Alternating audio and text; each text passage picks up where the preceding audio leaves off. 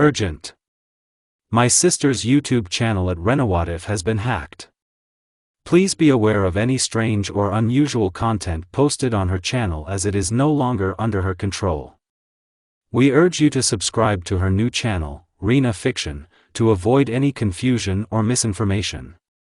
Thank you for your understanding and support during this difficult time. Hello to all lovers of lemon scenes. I invite you all to my boosty so you can watch your favorite Naruto What If stories in complete comfort. A subscription to Naruto Lemon, the first video with a full lemon, is already on my boosty channel. Dare!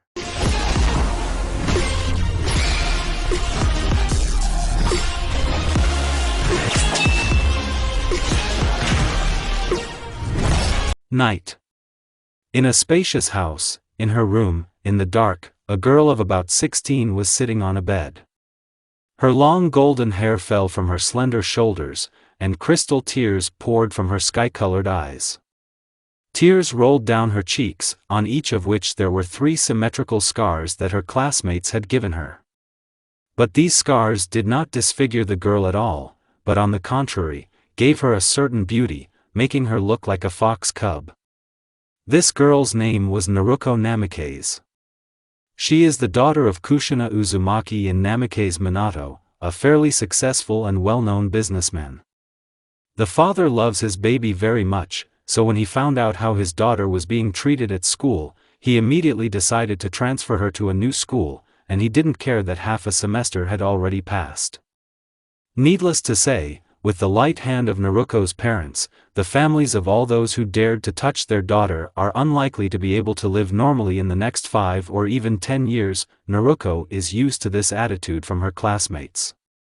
Despite her appearance, she wasn't stupid. Blue-eyed blonde, medium height, slender legs, not small breasts, and even smart. The ideal of beauty. Unless she took after her mother in character, she won't stand for a word. They envied her, and therefore tried to annoy her. Her hair was noticeably shortened, and scars appeared on her cheeks. But Naruko wouldn't be Naruko if she didn't take revenge. For the cropped hair, blue paint, and for the scars, she scratched the offender's face. Since childhood, Naruko was cheerful, always smiling, often fought with boys.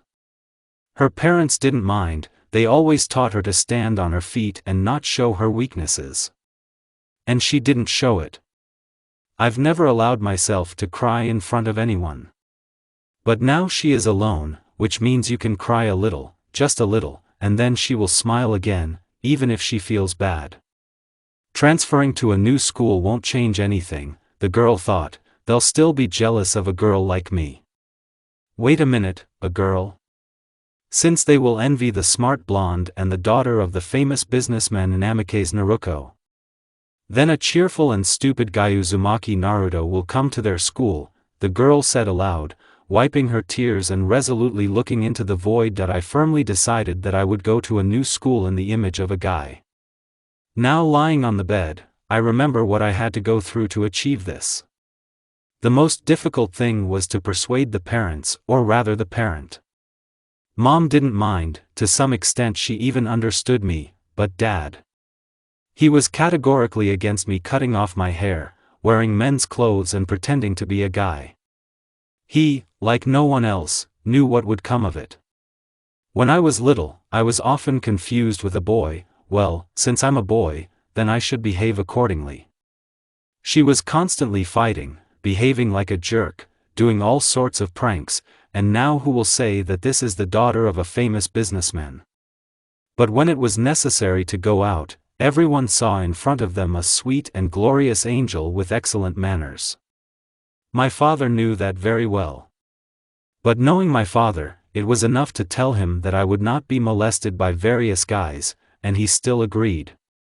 However, he forbade me to meet girls and cut my hair too short. Let you be a guy at school and in front of classmates, but at home, in the family, you will be yourself, period, he said that day. Therefore, at the moment my hair barely reaches my shoulders and I still look like a girl. The solution to this important problem came quite by accident when my mother tousled my hair. They stood on end, and voila, I look like a kid. There was also a problem with choosing a school. My father wanted at least someone in the new school who could look after me, and his choice fell on Konoha. The principal of this school was Tsunade, the wife of my godfather Jirai. She used to be a qualified doctor, but for some reason she left medicine, married my godfather, who retired from business and now writes books with no childish content. Of course, I tried to refuse. Why do I need control? Besides, the director will not always be able to look after me. But as it turned out, Kakashi, my father's former bodyguard, as well as a family friend, works in Konoha. This Kakashi was strange, always wore a mask covering the floor of his face, a blindfold over his left eye. Few people knew that he had a red second eye and he could see anything with it, even a lie, so he hides his magic eye. By the way, because of this eye, my father found out about my problems at school. Damn Kakashi. Dad trusts him, and he often looked after me as a child. Now I'm going to go to a school where people work who know perfectly well who I am and my difficult, according to my parents, character, and the ability to find trouble has not been cancelled. You won't have fun. Wait for Konoha. Namikaze Uzumaki Naruko is already coming. Waking up in the morning, Naruko experienced conflicting feelings. Anticipation and fear. But pulling herself together, she went to wash her face. Cold water helped to wake up completely, and the girl began to put order on her head. Fixing her new hairstyle with varnish, just in case, Naruko went to get dressed. I didn't have to choose what to wear for a long time, because a uniform was introduced at school, so I put on black trousers, a white shirt with short sleeves and tied a tie loosely. While brazenly forgetting about the jacket, Naruko went downstairs to have breakfast. In the kitchen, Kushina cooed at the stove as always, and Minato noticeably tensed up when he saw his daughter and plunged deeper into reading the newspaper. "Good morning," Naruko said, sitting down at the table. "And good morning to you, sunshine," Kushina replied and put a plate of breakfast in front of her daughter. "Could you not walk in front of me like this, daughter?" said Minato, highlighting the last word. "And how do you think I should walk if I have to look like this at school?" She calmly replied, looking at her father with a challenge. "You could change after breakfast. But then you'll still see me when I leave for school, won't you?" Naruko calmly replied while eating her breakfast. "You could change clothes where I won't see you," Minato suggested. "Okay, then I will change clothes on the street or in public toilets." "Okay, you won." After a minute of silence, the man said and plunged into reading. The end of breakfast passed in silence. In fact, such disputes took place in their family all the time. At first, only the parents participated in them, but then, over time, the daughter also joined them. It was much better than quarrels and scandals. The walk to school took about 15 to 20 minutes, and the closer Naruko got to school, the more worried she became. She found the director's office quickly.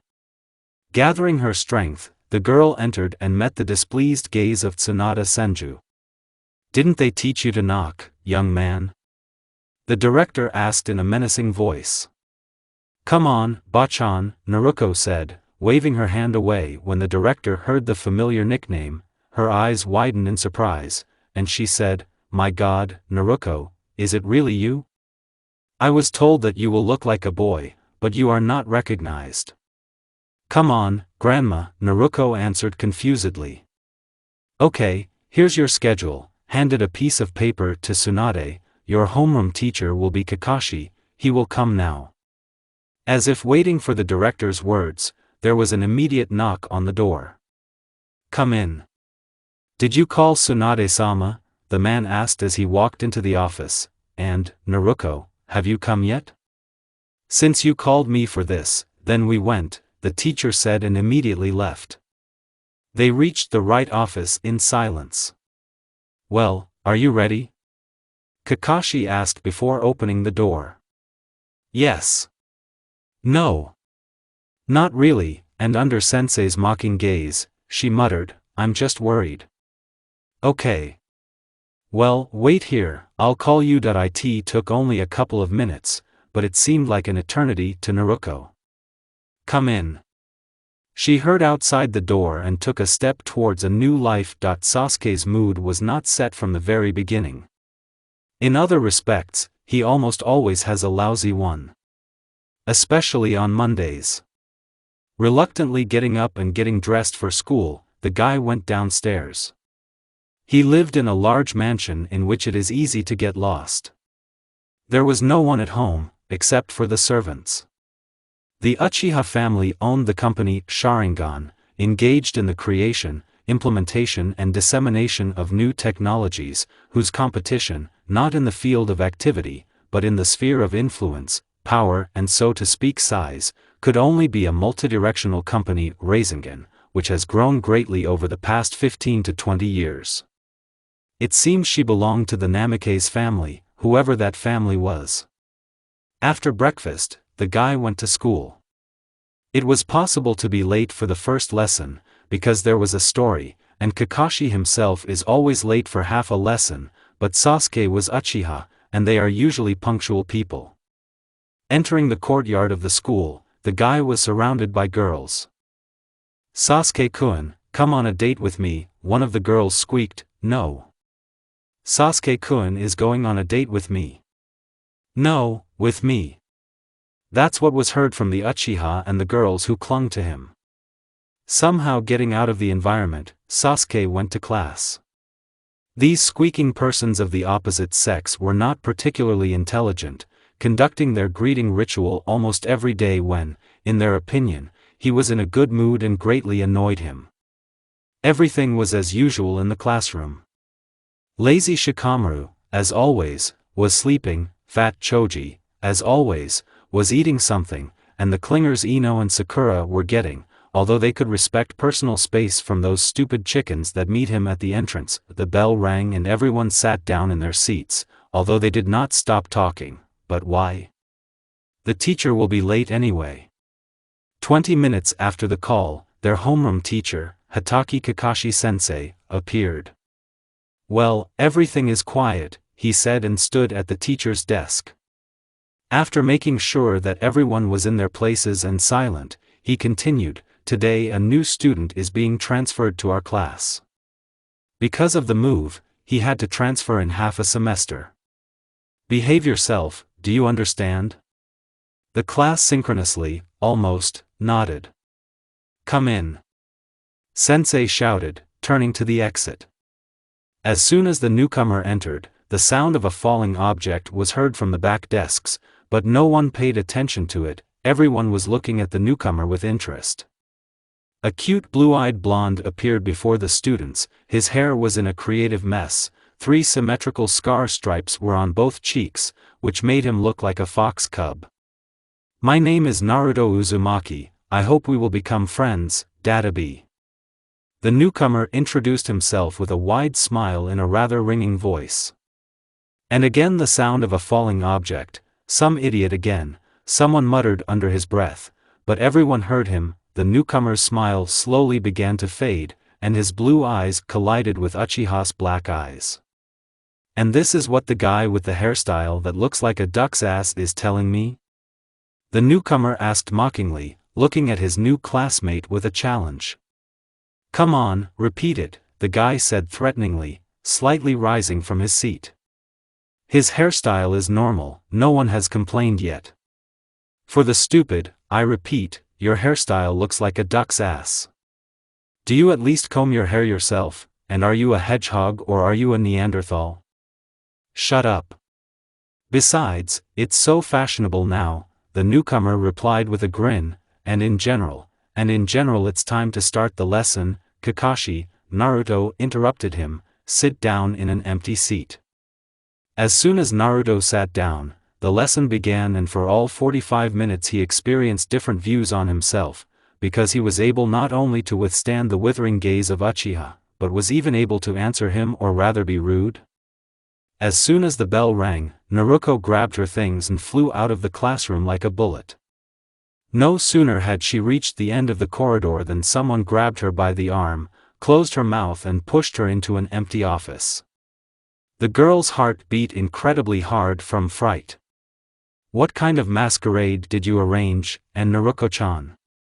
She heard someone whisper right in her ear. Strong hands released the girl and she was able to see her kidnapper. After a moment, Naruko hung on the neck of the red-haired guy with a shout, "Brother Gaara." POV Gaara. Today was a completely ordinary day, everything as always, nothing new. Yes, that's what I thought. When I woke up in the morning, as always, I washed, dressed, had breakfast and went to school. I came first, as always, calmly prepared for the lesson and began to get bored.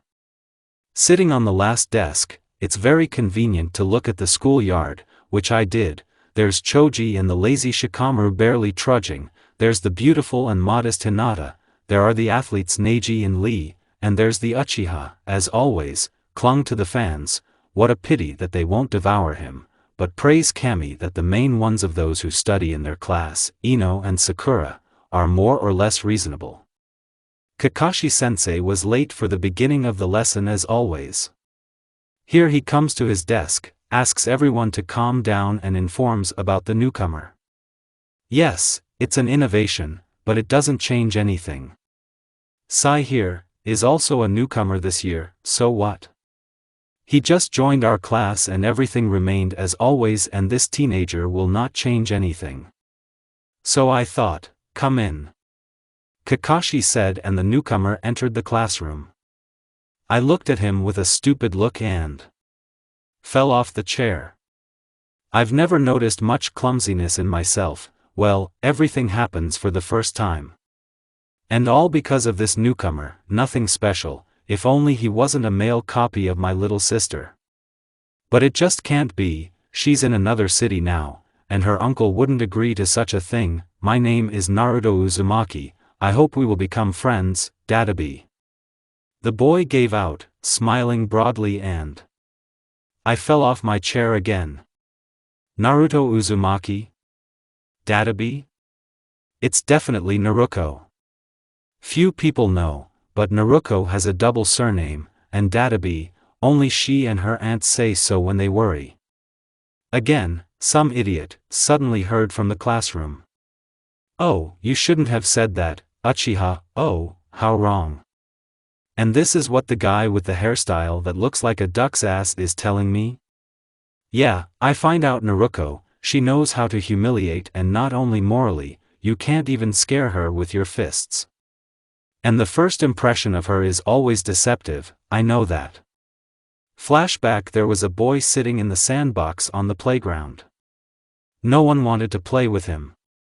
Maybe it's because of the red hair? Or because of the unusual color of his eyes, either green or turquoise? Or maybe because of circles from lack of sleep? He didn't know. He was always alone. All the children were afraid of him for some reason and wanted to offend him. His parents, or rather his father, sent him to his aunt for the summer. The boy heard that she has a daughter, but he hasn't seen her, probably she doesn't want to play with him either. Hello. My name is Naruko, let's play together, a girl's voice was heard not far from Gaara. A girl about his age appeared before him. Her long blonde hair was braided in two high ponytails, her big blue eyes looked straight at him, and there was a slight smile on her face. She was wearing short shorts and a light tunic. Yeah, I know them. Yes, she just needs to do something, and she's just afraid to get dirty, the boy thought, and said out loud, leave me alone. What's your name? Why are you alone?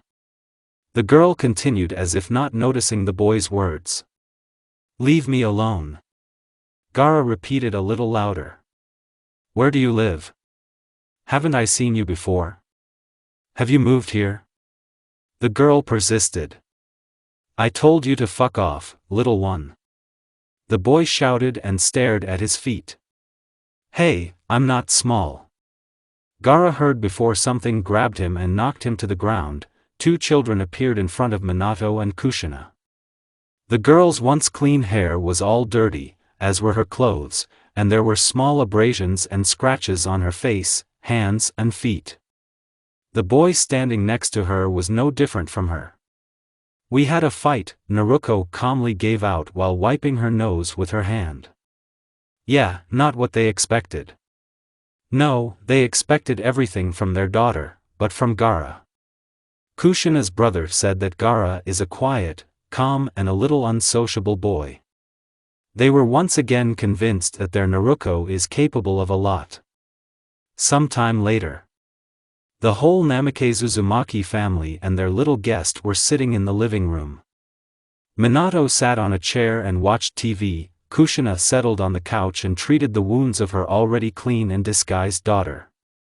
She had already treated Gaara's scratches, so he was sitting on the floor and looking at his combat, already treated wounds on his hands. However, she was almost finished with Naruko.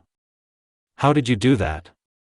Kushina asked, sticking a plaster on her daughter's face. "It's all the little one's fault. She started it first." Gaara, as it turned out, handed over his sister, frowning with displeasure. "I'm not small." Suddenly he heard before Naruko clung to him again. Fletch back the growing skirmish, and knowing Naruko, Kakashi stopped the fight in the future. I looked right at her the whole lesson. I was sitting in the first row on the 5th desk by the window, and she sat in the same row only on the first desk, not with Uchiha. After all, should she sit? She didn't notice me, so I sat down so that they wouldn't notice me. So, the main thing is to intercept her before the Uchiha or someone from the class gets to her. Call. Naruko took off as if on cue. I'm after her, and I don't care what they think. You see, I don't really like to stand out. I'm always quiet and calm, unless of course I climb. No wonder they'd be surprised that I run out into the corridor, catch up with Naruko, grab her, prudently closing her mouth, push her into the old physics room. What kind of masquerade have you arranged here? And Naruko-chan, I whisper in her ear, releasing her and walking away a couple of steps. Her blue eyes meet mine and a moment later she's hanging from my neck with a squeal, "Brother Gaara." To be honest, I thought she was going to kill me. There were two guys standing in the old physics room, one of whom was hanging on the neck of the other, obviously trying to strangle him. Finally, having detached herself from her cousin, Naruko decided to examine him. A tall red-haired guy appeared in front of her, dressed in an ordinary school uniform, only without a tie, around his eyes, which, according to the girl, had a color somewhere between turquoise and green. There were bags from lack of sleep, and on the left side of his forehead was the kanji, love. Gaara had a classic simple watch on her hand, and her hair was slightly slicked. "Did you get a tattoo?" the blonde asked, touching her with her hand. "I want one too, Naruko," the guy moaned in resignation. "I'm very glad to see you, you've changed so much." "Has he grown up?" said the girl, measuring the difference in their height, and in the end making sure that now she is almost a head shorter than him. "Well, now you can rightfully be called shallow," Gaara said, smiling, watching his sister's manipulations. "Are you looking for it?" the blonde hissed, narrowing her eyes dangerously. "So, what are you doing here? You live in another city. And what kind of masquerade was it? And anyway, how did Uncle agree to this?" The guy immediately translated the topic, pelting the girl with questions. "Well, actually, from this day on, I study here," Naruko began to answer, forgetting about the insult for a while. "Dad decided to expand the business a little and change the situation, and we moved here.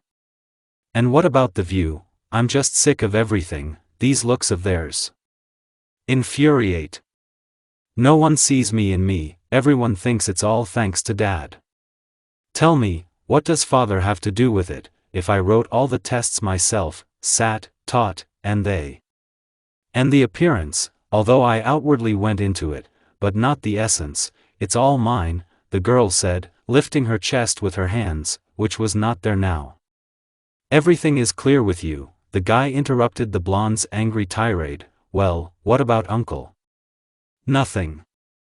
It was certainly difficult to persuade him, but he agreed. Naruko replied with a smile. By the way, where do you live? Gaara asked. Yes, it's not far here, 15 to 20 minutes, on the leaf. It's not far from me. I live a little further down a couple of streets. The guy exclaimed. What? Why didn't we meet on the way to school? Naruko echoed him. Because I leave the house pretty early, the red-haired man replied. Why? So as not to be late. Why? Why be late? The guy lost his temper. To then act on someone's brains, the blonde replied. Kakashi is always late. Why is it possible for him, but not for me? Unfair. I want it that way too. God, you're incorrigible. Let's go to class already, otherwise we'll definitely be late. Gaara exhaled heavily, dragging his sister to the exit. Nevertheless, what Gaara feared happened. It seemed to Naruko that they were going the wrong way and she grabbed her brother by the hand and dragged him in the right direction. After running around half the school and finally finding the right office, the guys fell into it together. The following picture appeared before the class: a happy newcomer who holds the hand of a disheveled, quiet and calm Gaara, who was not inferior in strength to Uchiha, and to whom everyone was afraid to approach. The brother and sister apologized to the teacher and sat down in their seats. Out of the corner of her eye, Naruko noticed that the arrogant Uchiha was not in the classroom. However, he did not appear in the remaining lessons. Before the end of the school day, Naruko no longer approached Gaara, but she met many people. Kiba turned out to be a funny guy with tattoos on his cheeks, loves dogs very much. Shikamaru is the main idler of the school, although smart. Chuji is a nice guy, but quite voracious.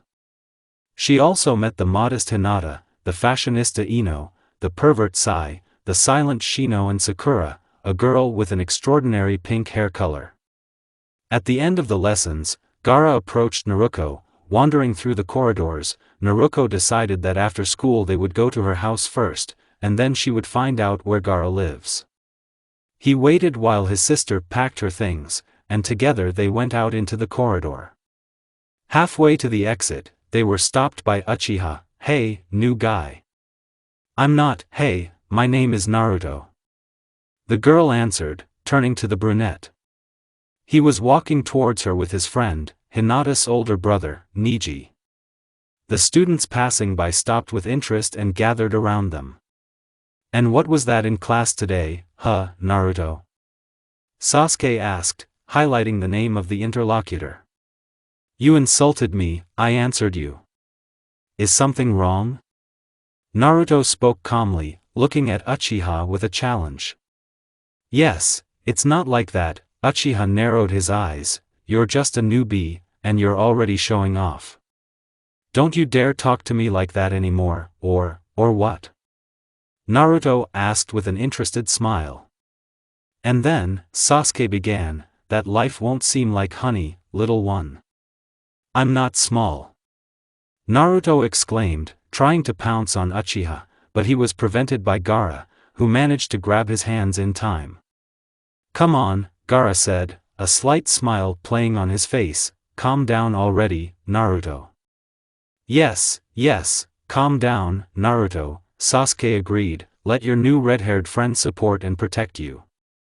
Here Uchiha and everyone gathered to watch the disassembly, so to speak, were able to observe how Gaara's light smile began to fade, and how Uzumaki's smile began to grow exponentially. I'm not a redhead, Gaara calmly said, freeing Naruto, as if releasing a dog from a leash, while in his eyes it was red dye Uchiha, and his lips pronounced one word as a sentence. Faz. In the next moment, Uchiha was on the floor, blown away by a yellow hurricane. Afternoon. This phrase sounds different for everyone. For businessmen and office vegetables, this means that it's time to leave the cafe and get back to work. For the same cafe workers, this means that they have a short break before the evening crush, and for police officers, firefighters, and small children, this phrase does not mean anything at all. She spoke to students and schoolchildren about the end of torment and the acquisition of temporary freedom. And now two guys were walking along the road of one of the schools. Both were tall brunettes with athletic physique, in school uniform with the emblem of a pretty good and well-known school, Konoha. One of the guys had long hair gathered from the bottom with an elastic band, and light violet eyes, which gave him a representative of the Hyuga clan. The second had short hair, much darker than the hair of his companion, which stood up on the back of his head. The front strands were an order of magnitude longer and framed a rather beautiful face. Black eyes looked sharp and cold, and unlike the nearby Hyuga, who was in a good mood, which was expressed in a grin on his face, then almost all passers-by shied away from Uchiha, and it was him, almost all passers-by shied away. The reason for this mood was a certain Naruto Uzumaki and a sore cheekbone, purple. "Listen, Sasuke," Niji said, "is this Uzumaki really so strong that you couldn't even really hit him? Have you ever fought with Gaara?" After a short silence, Uchiha suddenly asked, "With a dog butt?" Hyuga clarified, "Yes, there was a case. He just transferred, I don't remember how or why, but we got into a fight, and after a short pause, he continued gloomily, I lost. And you seem to have a draw. But is the blonde also strong?" "Not that straight either, but these feelings," Sasuke muttered thoughtfully, and understanding flashed in Niji's eyes. "When I fought with Gaara, there was a feeling that you were facing a beast, a predator, and it was terribly confusing and crushing. After that fight, I definitely realized that I didn't want to fight with him anymore, just out of one thing, so as not to experience this feeling. But damn it," the guy raised his voice, "with this dobe the same feeling, yes, he even moves like a Gaara. And he's strange, he looks like a girl." "A girl?" Hyuga asked in surprise and broke into a sly grin. "Uchiha, are you making excuses?" "Fuck you." "Ha ha ha, yes Hyuga," as one of the few friends of Uchiha knew about his slight weakness, he can't, even if he really wants to, he just can't hit a girl. To push, grab and squeeze hard or twist the arm easily, but he could not hit her. Even if a group of the fairer sex rushes at him with a knife, the most he can do is dodge, knock out the weapon and twist it without hitting.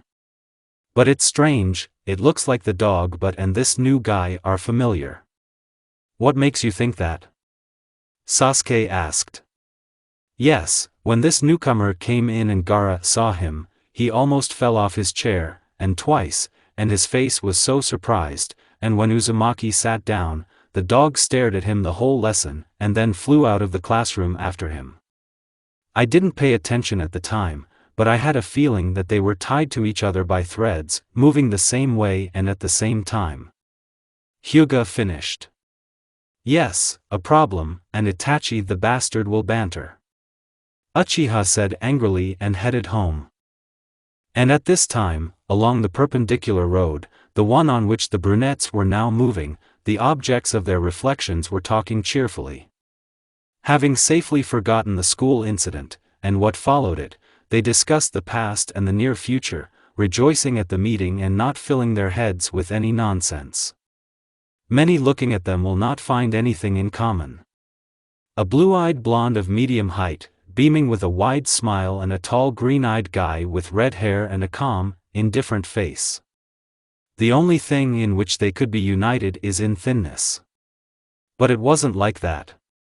Before visiting my aunt only in the summer and on some vacations, the dog lived in the Namikaze Uzumaki family for about a year and a half, and these year and a half and subsequent visits left their mark on the children.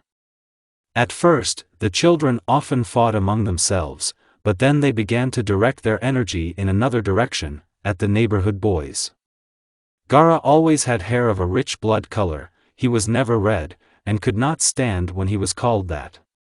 Naruko was a brave girl with a ridiculous complex because of her height and never hid behind anyone. Therefore, when the juvenile hooligans decided to bully a couple of little ones on the playground, they inadvertently began their dirty business with an almost innocent-looking phrase, "Oh, Daddy's little daughter found herself a red-haired boyfriend." The children, who were already ready to grapple with each other, decided to conclude a truce and already went to their common enemy as allies. After this incident, they became great friends. Gradually, from a modest, quiet and downtrodden boy, Gaara became no less active than Naruko, except for a wide smile. From the little girl, he was infected with a love of pranks, as well as her ability to find adventures, not as much as she, of course, but still he got into them. His nature fully broke free only from close and constant communication with his younger sister and during fights, the rest of the time preferring to be brazenly lazy and sleep. Naruko learned from Gaara to quickly and instinctively assess the situation, both in fights and in life, and also the ability to hide her emotions, in her own way, of course, not like Gaara behind a mask of calm, but behind a wide smile. After 6 months of almost daily fights, Minato was the first to break down.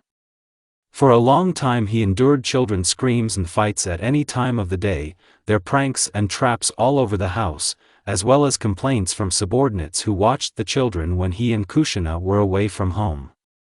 One day Namikaze simply stated that he had enrolled the children in the martial arts section and they would go there every day for 3 or 4 hours. At first, wrestling helped. After training, the children walked like squeezed lemons, but they liked it and soon the fights resumed, but they became not wild as before, but training. The guys liked it in the section and they grasped everything on the fly. But no matter how hard the training sessions and strict coaches were, the children still remained stubborn sheep. Accustomed to fighting on the street, they did not always like the techniques and movements they were taught. Everything they were shown, they changed in their own way, and no matter how much the coaches tried to retrain them, it was useless. After a while, they developed their own style, strange and not ordinary. 2 children, 2 different people, moved almost the same way, like animals, quickly and not systematically, grinning at the enemy like predators, calculating all the moves of the enemy. Not surprisingly, they were the strongest in their group and could easily overwhelm the guys a couple of years older than them. Despite their strength, they were not allowed to compete. They said they did not fight according to the rules. Your style is not the same, even though it is complete nonsense. One day during a training session, one of the seniors mentioned that they looked like demons from a book he had recently read. One is calm and lazy, the second is noisy and cunning, and they just enjoy a good fight.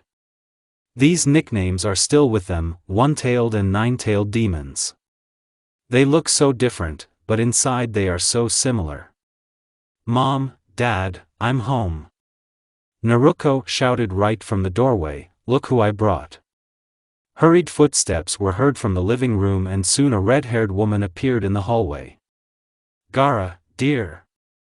Kushina said happily, squeezing her nephew in her steely embrace.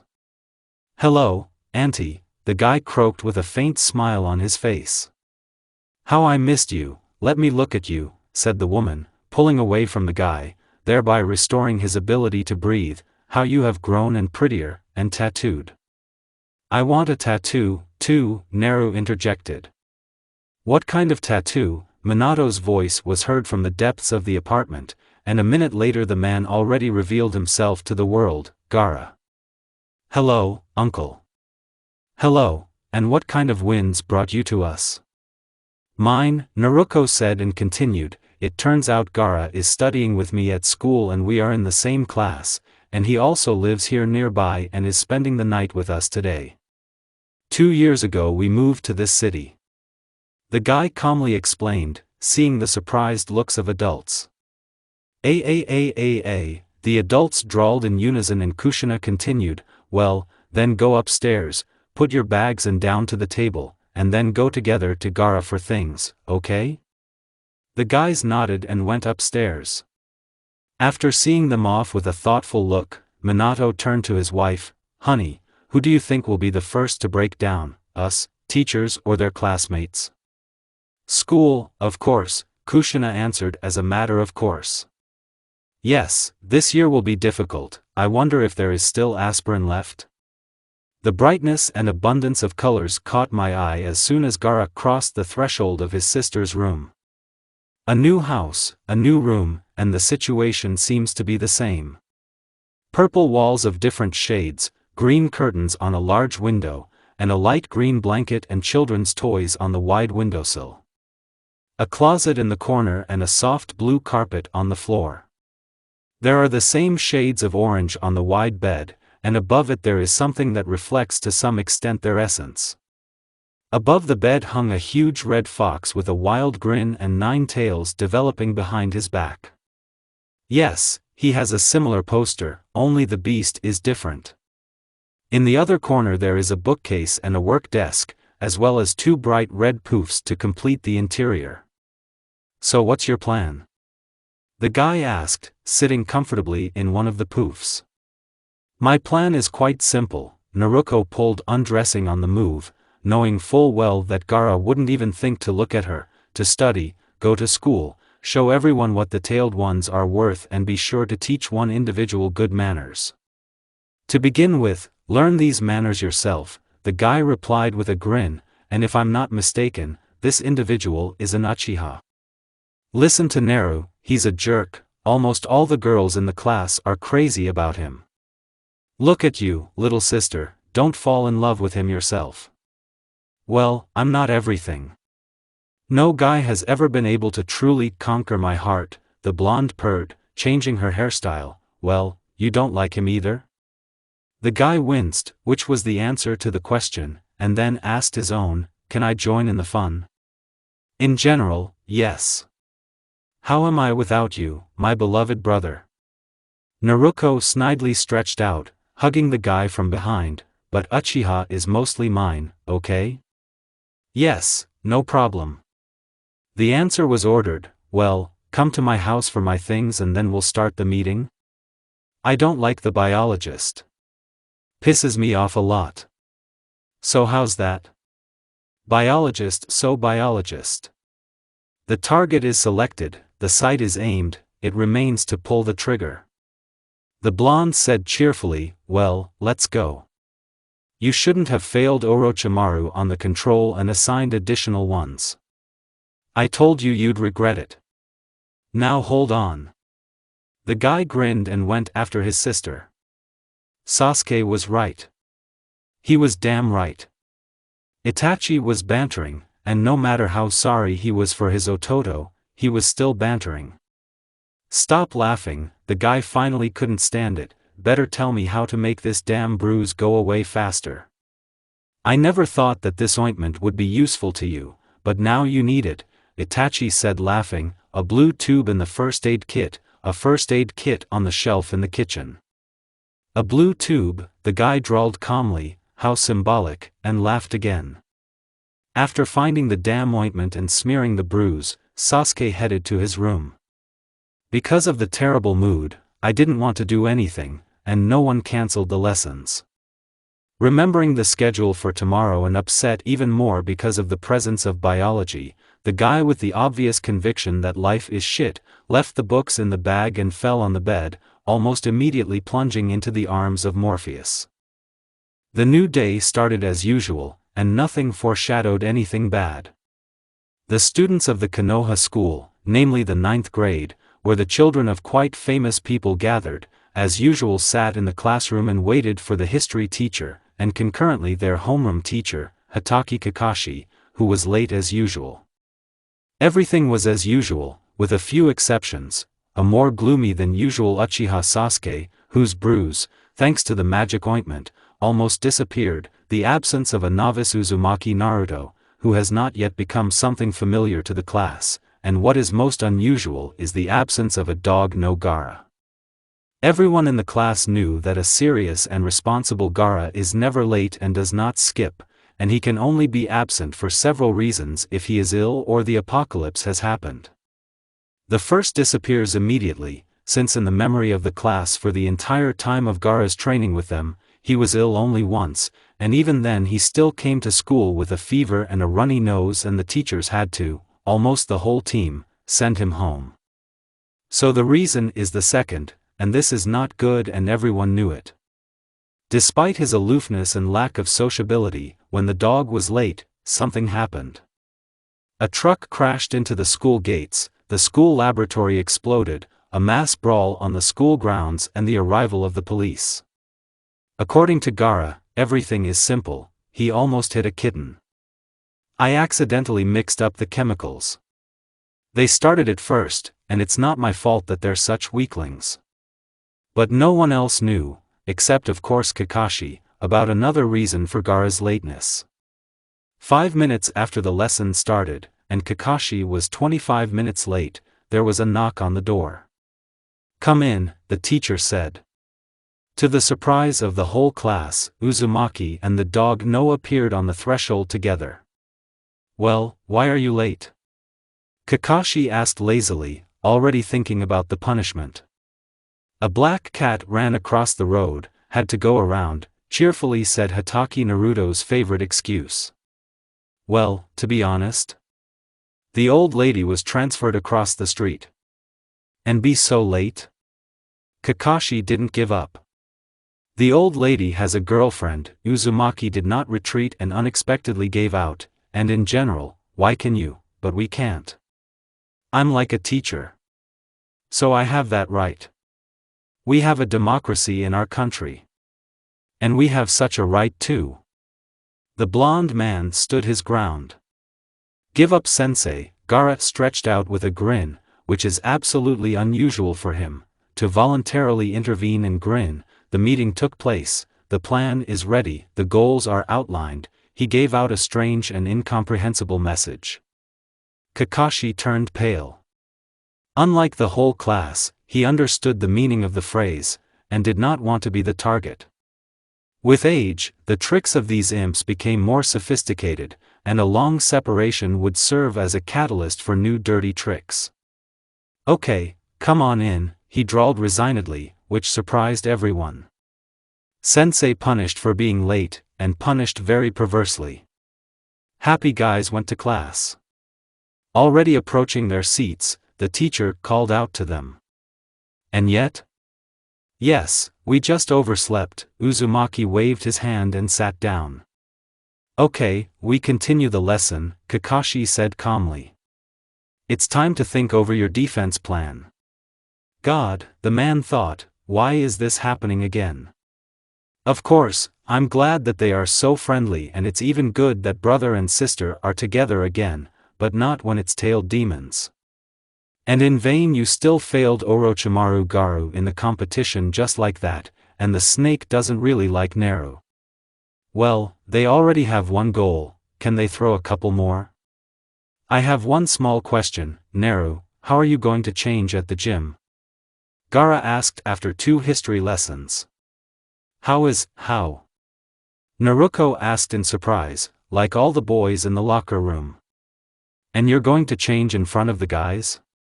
It's certainly not your first, but I doubt that you want to reveal your secret, the guy said. Don't worry, the blonde replied, I'll change after everyone. And in order not to arouse suspicion, you will go to change clothes with me, and if anything, protect my innocence. Don't make me laugh, Gaara grinned, your uncle himself put protection on your innocence, and you yourself will take away innocence from anyone you want. But if you want, I'm at your service. Changing clothes passed without any problems. None of the guys in the class stayed in the locker room for a long time, even lazy Shikamaru. But if anyone wanted to come back for some reason, they ran into an obstacle in the form of a serious and gloomy Gaara. And with Gaara, who at first glance was a proper nerd, but in fact had claws, which his fights proved, few people wanted to get involved, except of course the novice Uzumaki. The lesson began for the class with the usual cry about the power of youth, and the unusual muttering, it's already infuriating. The physical education teacher, Mato Guy, always dressed in a green tracksuit and with a potty haircut, was as energetic as ever and began his lesson with a run and warm-up exercises. Well, since everyone has warmed up, let's show everyone our strength of youth. We're playing football. Well, the female part of the class stretched out. So, the girls can play volleyball or badminton if they want, and the guys divide into 2 teams and play football. I'll be the judge, Guy Sensei said. The first team included Uchiha Sasuke, Hyuga Neji, Rock Lee and Hozuki Suigetsu, Yugo from Parallel. The second team included Inuzuka Kiba, Nara Shikamaru, Akimichi Choji and Naruto Uzumaki. Damn, we're missing one person, Kiba said, approaching the guys. Well, who should we call now? What do you think, Shikamaru? I have no idea, he drawled lazily. Is that a problem? Naruto chimed in. Not that much, Choji joined the conversation, it's just that few people want to go play against Uchiha. Well, what about you? Yes, somehow we don't care, said Shikamaru, besides, we don't pray for him, we don't admire his coolness and we don't climb at all. Ah, it's clear, the blonde man drawled, and the rest means they either pray or admire? They're still afraid, Kiba agreed. How infuriating it is. Well, it's good that not all. Who are you talking about? Choji drawled uncomprehendingly and everyone looked thoughtfully at the ceiling. Don't tell me it's a dog, but, Shikamaru was the first to understand. Are you crazy?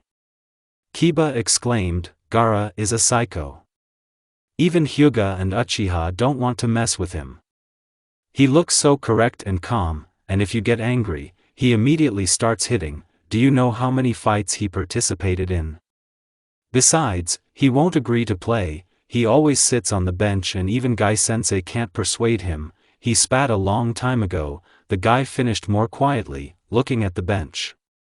Come on, Gaara is good and he plays great, Uzumaki said with a smile. Besides, I'm not a sensei, and turning to the bench he shouted, Hey, Gaara, come play with us, we don't have one person in the team. Kiba howled softly, Shikamaru raised his eyes to the ceiling, and Choji opened his mouth. Everyone stared at the blonde man in surprise, and someone whispered that he was a dead man. I don't want to, the red-haired man said calmly. Uzumaki frowned and began to approach the dog. No. I'm not asking if you want to or not. I'm saying you're playing.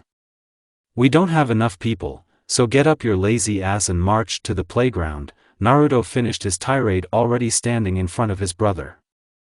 At this moment, time seems to have stopped, there was tension in the air and it seems you can cut it with a knife.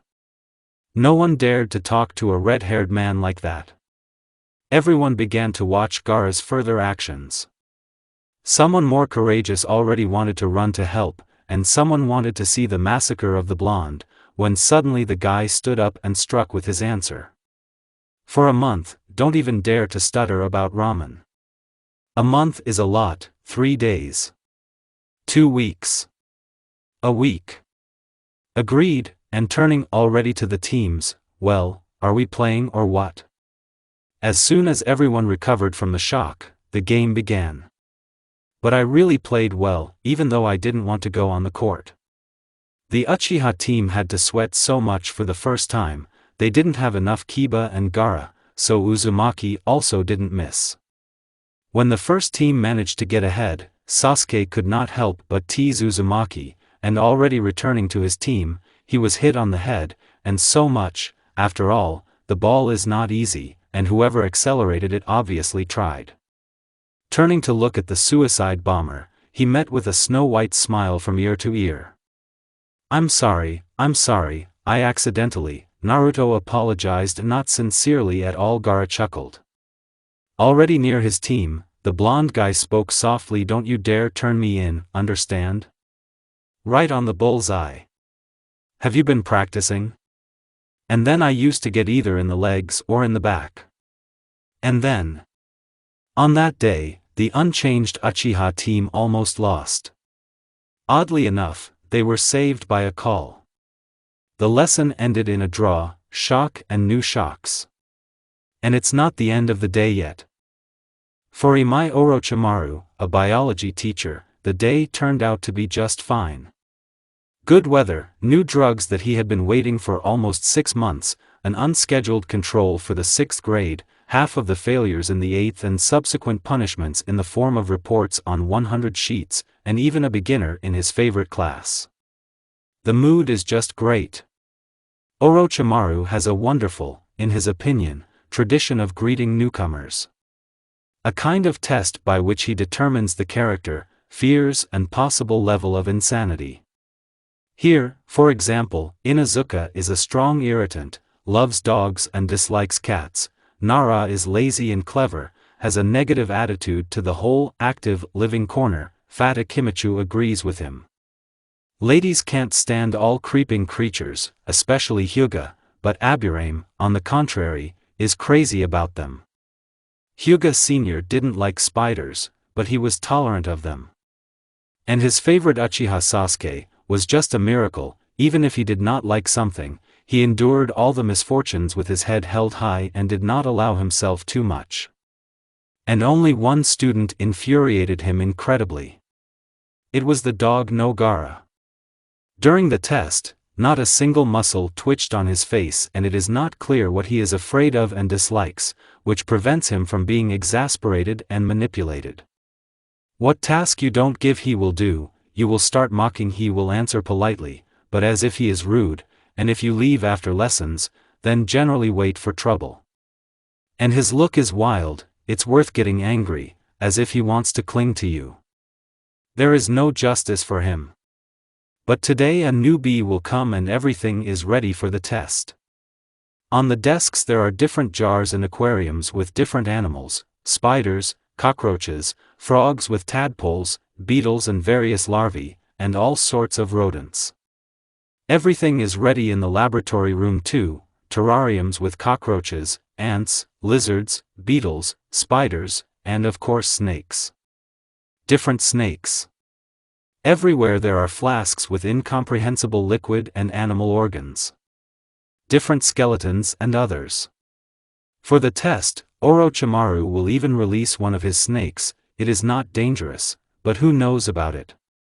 It's going to be an interesting day today. Already walking to his office, Imai met Kakashi, the homeroom teacher of his favorite class. He would like to lead them himself. They are still interesting kids, but Hatake stubbornly does not give them away, no matter how hard Orochimaru tries. Orochimaru-sensei, Kakashi turned to him as soon as they caught up. You know that there is a new student in my class, right? Yeah, he drawled unpleasantly. After all, you recently failed Gaara in the competition just like that, the gray-haired man continued, and I strongly advise you not to spend your greeting on a beginner. Why is that? Orochimaru was surprised, and what does the dog have to do with it, but? Just follow my advice, for your own safety. Kakashi said melancholically and went about his business. What is our next lesson? Naruto asked, coming out of algebra biology. Gaara replied calmly, and only Uzumaki caught the anticipation in this calmness. Well, good luck to you in biology, Naruto, Uchiha said grinning and picked up his pace. Good luck should not be wished to me, but to sensei, Naruto said softly, smiling insidiously. The whole class, headed by the teacher, crowded around the biology room. Well, today we will hold a special lesson, Orochimaru began as soon as everyone gathered, but first I would like to meet your new guy. Please introduce yourself. He turned to Naruto. Naruto Uzumaki, nice to meet you, he replied. Okay, Naruto-kun, I forgot my glasses in the laboratory, could you bring them? Sensei sang sweetly. Okay. Heading for the door, Naruko felt a sea of piercing glances on her, both anticipating, and sympathetic, and gloating, and even pitying. When Uzumaki entered the classroom, Orochimaru began to listen. Even if the office itself does not make a special impact, then the laboratory assistant for sure. She even surprised the Uchiha. Nothing happened for the first few minutes. When the 5th minute started, everyone was worried if something serious had happened. Orochimaru was about to go check on the newcomer, maybe he fainted, when suddenly there was an explosion, a crash, the sound of breaking glass, and smoke poured out of the office. Quickly passing into the room, Orochimaru was horrified. Desks and chairs were overturned, the walls were in something incomprehensibly colored. Thank God the terrariums were intact. Smoke was pouring out of the laboratory room. Having entered there, the man almost had a heart attack. Many terrariums were broken and all the living creatures who had time ran away to where animal skeletons disassembled in pieces were lying in different parts of the office, animal organs, and all sorts of liquids were now on the walls. Never in his life, had Imai been in such shock and horror. How? Well, tell me how this can be done in just 5 minutes, and you can't do it in an hour, and even in almost complete silence. Careful, sensei, someone said sarcastically from behind. Out of surprise, the man took a careless step and slipped, hitting his head painfully. A smiling Uzumaki appeared in front of him, with a snake in his hand that he had previously released. I don't really like snakes, but here one of you ran away, and I caught it. And while I was fishing, I made a little mess here, and by the way, I didn't find the glasses, the guy cheerfully gave out. Already plunging into darkness, Orochimaru noticed a rather grinning dog, and the meaning of Kakashi's words immediately became clear. I should have listened to him after all. He's kind of weak, he fainted right away, Naruto said, moving away from sensei. Listen to Naru, can you let go of the snake, otherwise it already seems to have decided to go to the next world right in your arms? Gaara said calmly. Well, no, she's mine now, for moral damage, so to speak. I'll feed her to Kurama, or something. He will be happy with the delicacy. Yes, sensei got all the damage here, Sasuke muttered with a detached look. Yeah, and moral, and physical, and it seems even psychological, Niji added. Well, I went to the director, Uzumaki informed everyone. Why? Kiba was surprised, the best defense is an attack. I will make a claim that they almost drove me crazy, and let sensei take his breath away, and I'm not to blame for anything, the guy replied and headed towards the director's office. Since then, biology lessons resumed only a month later, and they consisted of notes and small reports, with minimal teacher presence. And on Orochimaru's blacklist, a new name appeared, boldly highlighted in black, Naruto Uzumaki. After the incident in biology, some changed their attitude to Uzumaki. And despite the mayhem that he staged in the office, he somehow miraculously got away with it. Although from Tsunade-sama's office for a long time there were screams, and the rumble of breaking objects. Someone has even already recorded Uzumaki as dead. But he came out of the director's office, though battered, but with a forced and satisfied smile. What this smile meant only a few had a notion. The math teacher, the son of the last director, Asuma Sarutobi, liked to smoke right in class. And no matter how Tsunade struggled, she could not wean him from it. But after his cigarette started exploding right in class, as he lit up, this habit almost immediately evaporated. An active physical education teacher, Mato Guy, somehow broke his arm, leg and received a concussion. But he never got rid of his activity. However, many teachers have experienced shock therapy demonically, and have improved for the better. True, it somehow bypassed Kakashi, and no matter how other teachers tried to find out the secret, Kakashi was a born conspirator. Oddly enough, the cold prince of the Uchiha Sasuke school also suffered from demonic attacks. Someone glued him to a chair, put worms in a bag, doused him with water and paint, and every such time, no matter how much Uchiha wanted, ended in a fight with Uzumaki. They were always separated by Kakashi or Niji. And oddly enough, Gaara almost never interfered.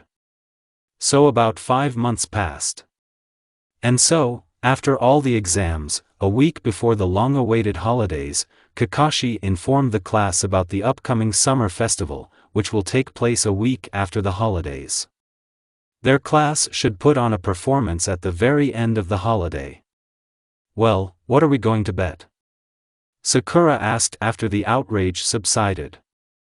Maybe a fairy tale? Hinata offered timidly. Something unusual, Ino said. The script is already there, so it remains only to distribute the roles, Kakashi reassured the guys. you will pull the numbers, it's more convenient. And what kind of fairy tale is that? Kiba asked when everyone pulled out the numbers. It's about two princesses who fell in love with their thieves and kidnappers, Sensei said monotonously and handed out the script to the guys, about princesses and thieves, those whose numbers match form a pair, if the prince is pulled by a girl and the princess is a boy, just swap inside the pair, in other cases, changing roles is not allowed. Why? Sakura asked, and if there are two boys or two girls? Anyway, Sensei replied, Tsunade-sama thinks it will be more interesting this way. This is some kind of injustice. Naruto suddenly exclaimed, this is discrimination. I want a draw. No, Kakashi said calmly, and now we reveal the cards with the princesses and their thieves, everything is clear with the rest. Well, who's the first thief? Gaara raised his hand with a stony face, and his princess? Hinata's timid hand also timidly rose up. Everyone was surprised. That's a couple, though. Well, who are the second? Ino asked impatiently. Uchiha's hand went up, and his leaflet said that he was a prince. The second hand was still not visible. It's not fair. Uzumaki yelled, not only a girl, but also this gopher. I demand a change of roles. No. This is the order of Tsunade-sama, Kakashi said calmly. The first pair is the thief Gaara and his princess Hinata, and the second pair is the thief Sasuke and princess Naruto. We are preparing for the festival. And also, Naruto, the dress will suit you. I'll kill you. In the house of the Namikaze family, namely in the room of one hyperactive girl, there was just a terrible rout. Books are scattered all over the room, everything is swept off the tables to the floor, the bed is all turned over, almost all clothes fell out of the closet. The only thing that was untouched was the image of the creepy nine-tailed demon fox, above the bed. And in the middle of all this mess there was a girl with short blonde hair and was beating a soft poof with all her might. Her face reflected a lot of feelings, and especially anger, rage, and a little bit of resentment. Her older brother, the dog no Gaara, was sitting on the legitimately opened second poof, in the center of all this chaos, and was watching his sister. Naru, the guy turned to the girl, accept it. And then there's definitely nothing left of the room. I know, they all conspired. The girl persisted. Who? Father, Kakashi and Tsunade-bachan. And the draw was built. And why immediately Uchiha? Why do they need this? The guy asked in bewilderment. It's natural that I would open up and stop pretending to be a guy, Naruko answered calmly. Do you think I'm being dramatic? Yes, I think, the guy replied, if it was a setup, then I would be your prince, not Uchiha. And if everything is rigged, then they are just taking revenge for your school pranks. You've almost ruined the entire school staff for them over the months that you transferred. Not only did they give this damn script to teach on vacation, they also did a lot of homework, the girl howled. So you've already done all the homework, said the guy, so stop whining. Whose cow would moo, Naruko answered, pouting her lips like a child, he has already done everything himself. Oh, suddenly the blonde threw and in the blink of an eye appeared in front of her brother, and what if I try to change roles with Hinata-chan? What difference does it make to them which thief will have a princess? I think it can be done. Well, no, Gaara said quickly, why? Naruko asked, watching her brother look away, really, you like her? Why would that be? Here's another one. The guy exclaimed and blushed. Oh my god, finally my brother liked the girl. The blonde exclaimed happily, and how long ago?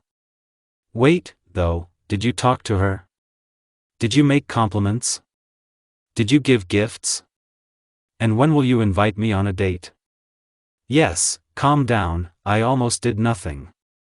She's scared of me like fire, the embarrassed guy muttered. Well, it doesn't matter, Naruko said cheerfully, we'll fix it. My brother's happiness is the same as my happiness, even if I have to mess with Uchiha, she finished dejectedly. Well, we need to get out, otherwise it's such a mess. Can I help you? No, I'm on my own. And you go home and pack your things, after all, you will live with me all the holidays. I'd rather keep an eye on you, Gaara muttered softly, and when are uncle and aunt leaving? Tomorrow. I'll bring my things today, and then tomorrow I'll go get the rest of the change, said the red-haired man, I'll be there soon. Go, and as soon as the door closed behind the guy, she added, and I'll think about your life plan for now. And a perky smile blossomed on the girl's face. There is no such thing as a good morning, Sasuke was convinced once again. The holidays began, which of course made me very happy, but everything was overshadowed by the fact that after the holidays there would be a performance in which he plays a prince, and his princess is the hated moron Uzumaki Naruto. Due to a headache about a sleepless night when the guy was doing homework for the holidays, Sasuke decided to take a walk in the fresh air. The guy wandered around the city without noticing the road and suddenly on the other side of the street noticed his classmate dog no Gaara. Where is he going at such an early hour, and on vacation, the guy thought, although it was already 10 in the morning. Yes, and he lives in the other side. No matter how hard Sasuke tried, but curiosity is a strong feeling. Following Gaara, hiding behind a tree, he saw him enter the store. Why go so far from morning to earlier? Doesn't he have any shops in his neighborhood? Spit on this case, the guy was about to leave when he heard, Naru, baby, the red-haired woman shouted, bring me a recipe book from the kitchen. Naru? Baby? What kind of coincidences do not happen, probably namesakes, the guy thought, but something did not let him just turn around and leave.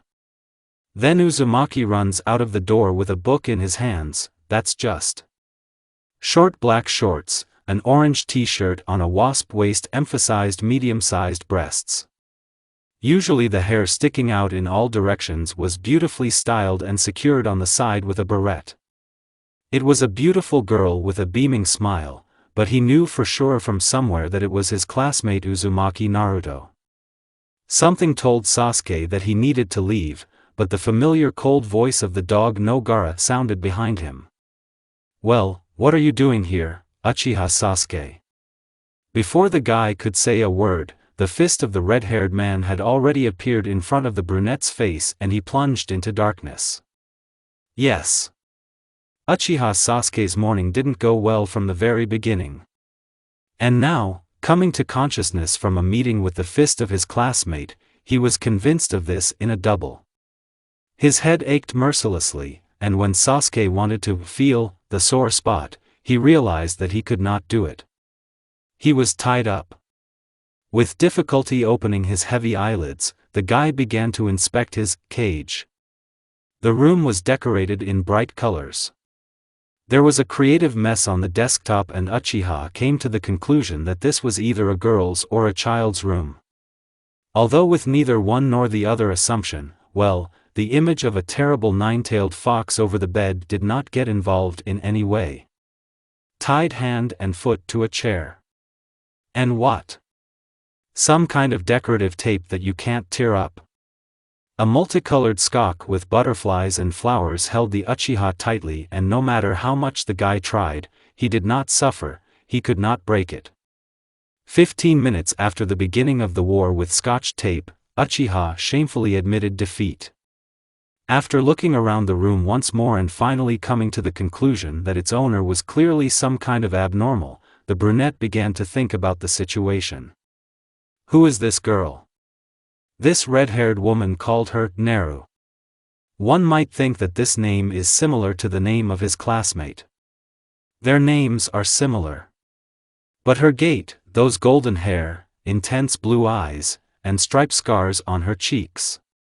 She is very similar to Uzumaki. No, not like that, they are just like two drops of water. Could it be his sister? Yes, that's right, twin. But then why doesn't this Naru study at their school with her brother? Maybe they don't get along, but this is not the reason, although parents will not do anything for the sake of their children. But then what does the dog have to do with it? It looks like they've known each other for a long time, since Gaara came to them. Although he could just pass by. But then why did he knock him out? And if you think about it, Gaara has always been unsociable. No one in the class wanted to mess with him, and strangely, from the very first day of his appearance, the red-haired guy immediately made friends with this dobe. It's now that everyone is used to seeing this couple together, and earlier if someone had said that the dog would not communicate and be friends with someone, the whole class would have laughed together at this madman. Niji's words about Gaara's strange behavior when the newcomer appeared came to mind. And that woman's hair, they are the same rich blood color as his classmates. What the hell is going on here? The thoughts of the bound guy were interrupted by some stirring on the bed. Looking there, Uchiha saw an animal and not some kind of kitten or hamster, but a real fox cub. He looked at the guy with his eyes, which seemed red in the consecration of the room. His predatory gaze, as if piercing through, studied. Uchiha winced from the unpleasant sensations. Stretching his whole body, the fox with a slow predatory gait approached one toy lying on the bed and looked at the brunette, then released his claws and in one movement ripped open the poor toy's belly. Uchiha swallowed. It wasn't a cute little red-haired animal, it was a dangerous predator, and a smart predator who pointedly told the guy that he didn't like him. After watching the prisoner a little more, the fox released its claws on the second paw and also slowly walked towards its victim with the obvious intention of sharpening its claws on it. Uchiha was scared of some animal for the first time. He wasn't even afraid to come up and stroke a lion in the circus, and here was just a fox. And with a perverted fantasy, because he seems to have decided to start not with his feet, but with his head. Already jumping on the guy and stretching out a paw to him. Ugh, kurama. Don't put any nasty stuff in your mouth, otherwise you can get poisoned, said the familiar lazy voice of a classmate. The fox, clearly not happy that he was stopped, walked past Gaara with a proud gait, wagged his tail at last and jumped out into the corridor, only he was seen. I finally woke up, the red-haired man turned to Uchiha. What the hell is going on here? The black-haired man hissed no worse than a snake, and what else is this crazy animal? This is Kurama, Gaara calmly replied, Naruto's pet. Home? How can you even keep such an animal at home, and outside the cage? I advise you to moderate your ardor, Uchiha. Kurama is very vindictive and he has good hearing. The threat took effect, the guy instantly calmed down and began to observe the actions of his abductor. The dog but calmly walked across the room and impressively settled down on one of the distant nuclear-colored poofs, although the second one was closer to him. What are you, Uchiha, so restless, said Gaara, always poking your nose where you are not asked. Is it for you to say a dog? Sasuke replied sarcastically. Well, what do you think we should do with you, Naru? Said the red-haired man, addressing the door. Let's get rid of him, of course, said a melodious voice and a blonde came into the room. Now, on closer inspection, there was no doubt. Aren't you Naruto? Uchiha couldn't resist. Yes, was the answer. And you're a girl? Yes. Are you a transvestite? No, of course not. So why the fuck are you dressing up as a guy? But this does not concern you. Concerns. Why is that? Yes, because, we are now deciding what to do with a curious and extremely unpleasant pain in the ass that bears the proud name Uchiha Sasuke, Gaara said with a grin, thereby stopping the skirmish. Hey! And what's not clear here, Naruko said in bewilderment, let's get rid of him, that's all. Uchiha shuddered. Fuck knows what to expect from these nuts. This, of course, is an option, Gaara replied thoughtfully, which shocked his prisoner, but it's too painful, and my uncle and aunt won't thank me for it. But we can't let him go, he'll tell everyone. The blonde exclaimed. Yes, I know. Now we need time, and we don't have it. We're on vacation, there's a lot of time. Only there is no compromising evidence. It will be, Gaara waved his hand, for just what to do with it at this time.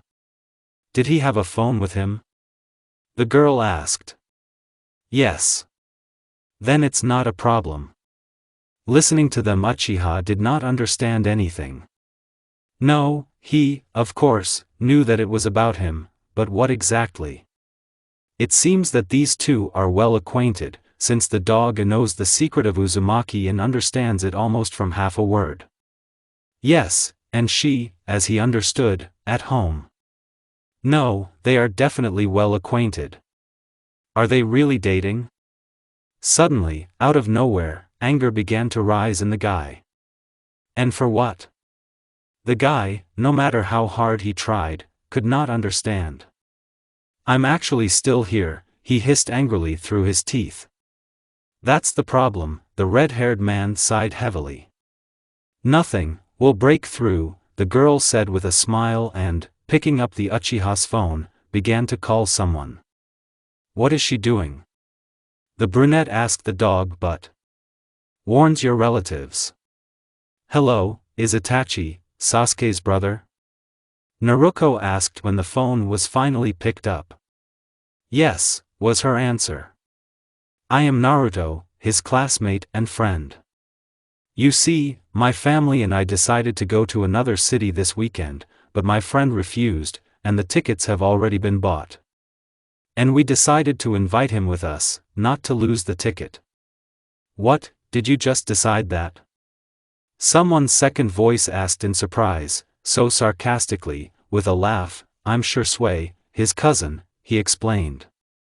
Of course not, Naruko snorted, not showing her concern. He was just passing by, so he caught our eye. Talking to two at once is a bit dangerous.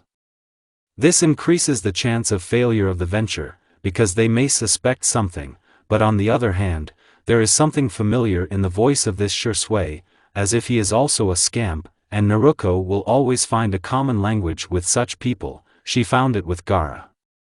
And did he agree? Itachi asked suspiciously already. The girl sighed bitterly, this stubborn ram does not agree to anything. So invite someone else, Sasuke said again. Well, no.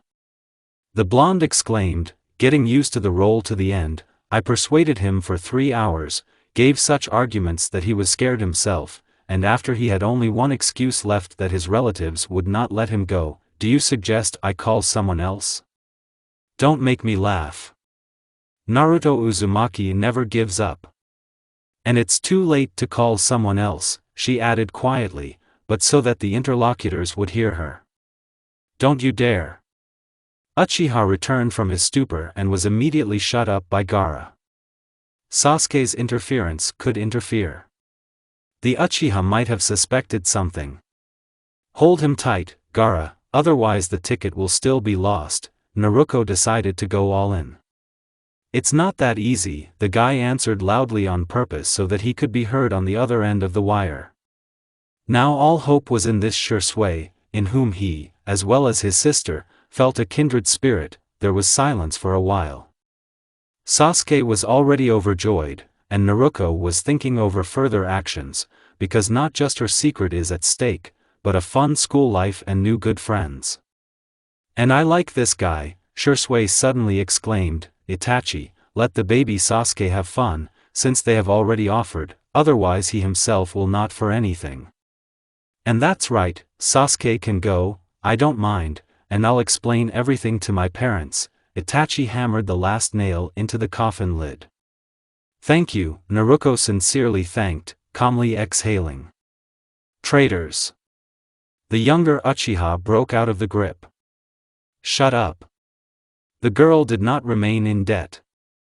Ha ha ha, and I definitely like you, I don't mind getting to know you, Sasuke said laughing and was echoed by a consonant chuckle. Somehow, definitely. All the best and goodbye, the blonde agreed with a smile and hung up. and now. Dad! Can my friend stay with us for a while? Naruko shouted at the top of her lungs. What kind of friend? A blonde man appeared out of nowhere. He was tall, handsome, blue-eyed, and very much like a girl. The man was not so much confused by the fact that a guy tied up with tape was sitting in the middle of his daughter's room. And somewhere Sasuke has already seen him. No boys in the house while we are gone. No, no, and no. Don't even beg. The man categorically declared. And what about Gaara, a girl? The guy couldn't resist being sarcastic, clearly outraged that his difficult situation was being ignored. Gaara is Gaara. He can, the blonde's father stunned with his answer. Naruto shouted again. Minato. There was a menacing roar from somewhere behind and the blonde was hit on the head with a frying pan. In the monster that Uchiha saw, the guy hardly recognized the cute red-haired woman that he had seen before.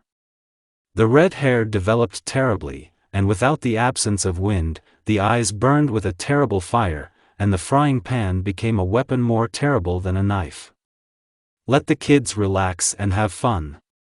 We're only leaving for a couple of days.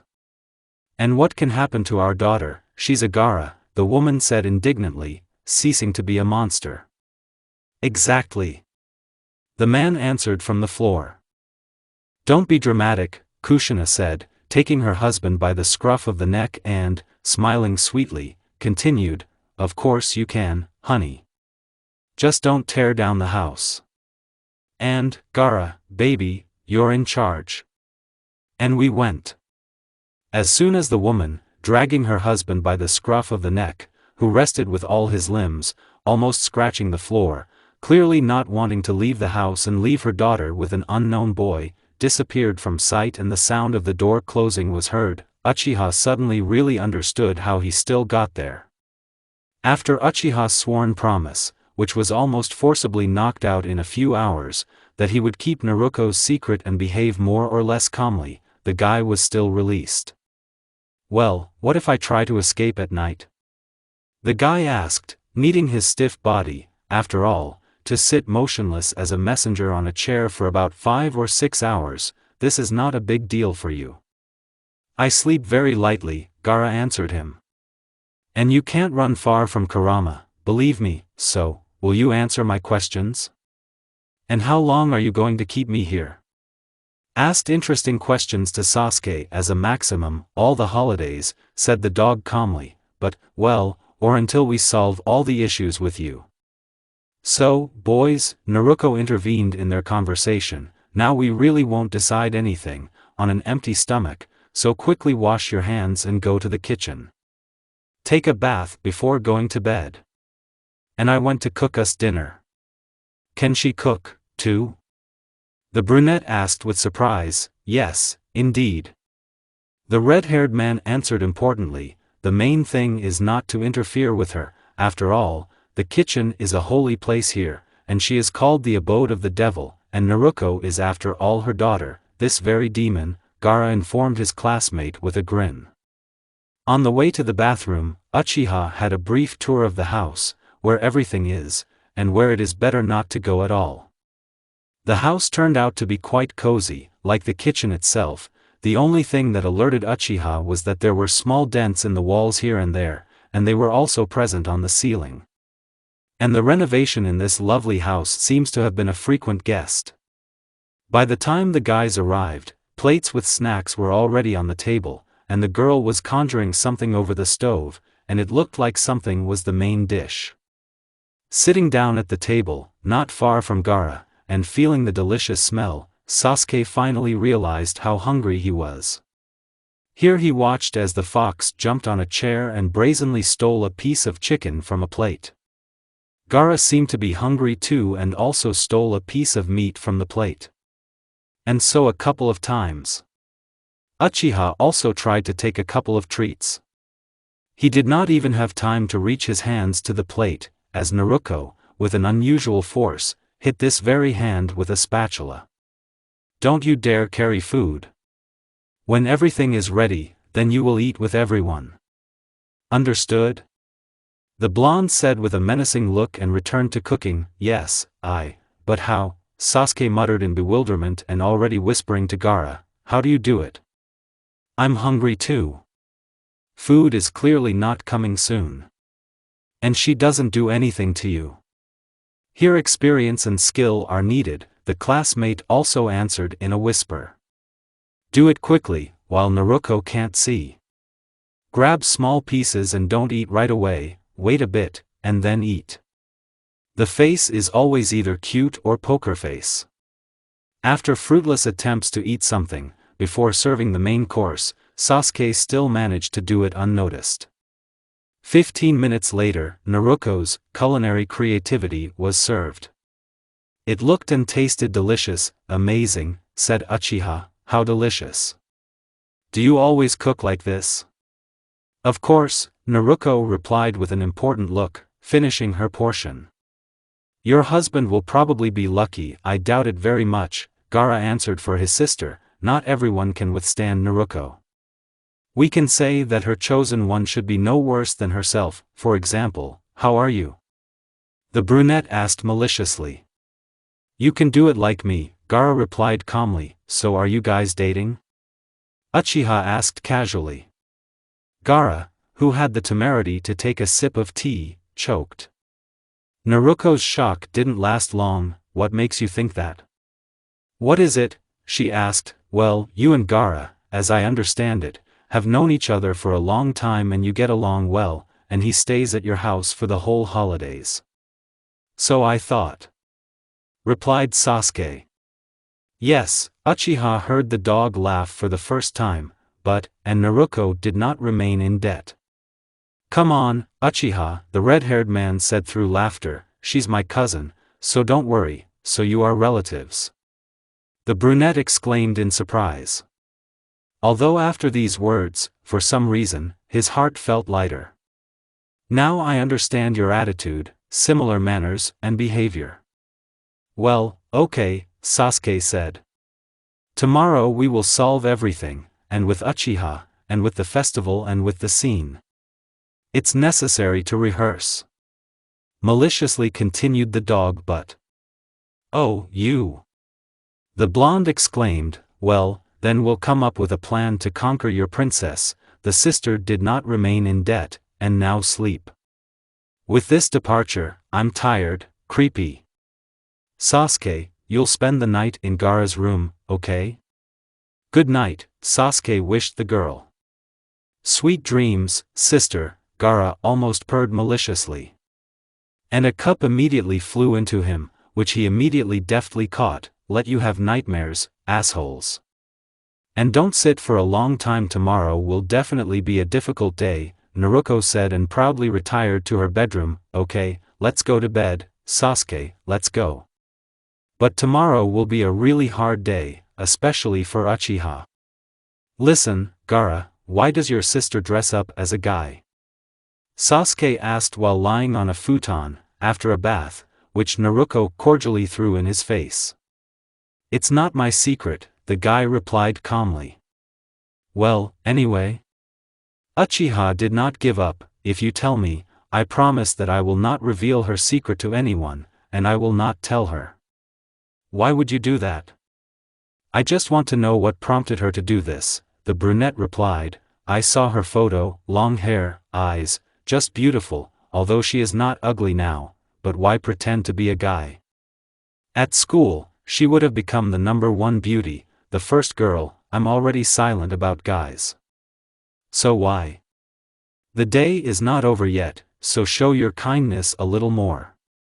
Do you know Naruko's last name? The red-haired man gave up, thinking that if he told, it would be easier. After all, Uchiha is not such a bastard as she wants to seem. Uzumaki? Partly yes, Gaara answered. Naru has a double surname. Namikaze Uzumaki. What? Sasuke exclaimed, jumping up from the futon. Is she the daughter of that famous businessman Namikaze? So why, that's why she did it, interrupted the dog guy. But, the daughter of a businessman, a beauty, all the guys are crazy about her, studies well, wins contests, scientific conferences. Do you think she had real friends? There is only more envy towards her, because, they say, dad helps, but she achieves everything herself. Constant nagging, teasing, contemptuous, hateful and envious glances. Tell me, Uchiha, is your fame like this? Naru is strong, always responds, but she is also a girl. The daughter of such a famous businessman as Namikaze, how do you think she should behave? No matter how painful and disgusting it was, she always smiled sweetly and communicated well with everyone. If they don't take it to the extreme, and that's with her character, you know. What does everyone expect from a girl from such a family? So there is no Namikaze Naruko in our school, but there is Naruto Uzumaki, from whom nothing is expected, who has friends, real friends, and not those who need their parents' money. Do you understand now? Yes, Sasuke muttered softly after listening to the story. I won't tell anyone, I won't reveal her secret. I swear. Okay, Gaara whispered with a slight smile, but so that he could be heard and added louder, I also swear that if you tell me, then there won't be a wet spot left of you. Listen, and if she hadn't started it, wouldn't you have protected her, or what? Of course I would. She's my sister.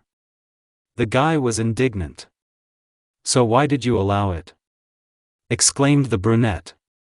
Did I know? I was shocked myself. Yes, she even persuaded her uncle to talk about me. Shut up, you assholes. The girl was heard from the room, they got it. If I get up now, then it will be bad for everyone, do you understand?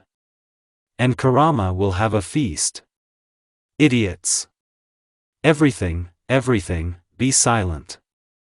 And don't bother Kurama. Let him rest. Gaara shouted and fell silent. And the red animal and you, that, maybe? Sasuke asked quietly. He's all the same, except for Naru and Ant, maybe, but he only listens to me sometimes, and only because Naru asked him so. After all, it's Kurama, not Shikaku. No, answered the dog's question. And who is Shikaku? The brunette asked suspiciously, narrowing his eyes. And this is my pet. Like a chicken almost, only a raccoon. The interlocutor of the guy calmed down. No wonder Uchiha's eyes twitched, oh, not in vain. His heart felt that these were not skeletons in the closet, but only bones on the shelf. What kind of family do you have? Uchiha finally exploded, you even have red hair. Are you sure you're not Naruko's own brother? No, we are not relatives, the guy replied, it's just that many Uzumaki have red hair. Naru got his uncle's hair and eyes, but everything else, a copy of the ant. Then why are you a dog but not Uzumaki? That's all you need to know, Gaara said with displeasure. Well, now I'm, like, at the same time with you, the brunette said maliciously. Not a greyhound, you're not with us, the red-haired man said coldly and replied, we have a grandmother and grandfather from Uzumaki, they are siblings. Aunt Kushina is grandfather Mamoru's daughter, so the surname has been preserved. And Megumi's grandmother got married and changed her surname to a dog, but, by the way, only my father and I have red hair, my brother has dark hair, and my sister has light hair. Do you have a brother and a sister? Yes, the older ones, they study at another school. I see now. Are they the same as you and Naruko? No, they have their own cockroaches in their heads, they are far from ours and Naru. Calm down, damn, the brunette squeezed out of himself.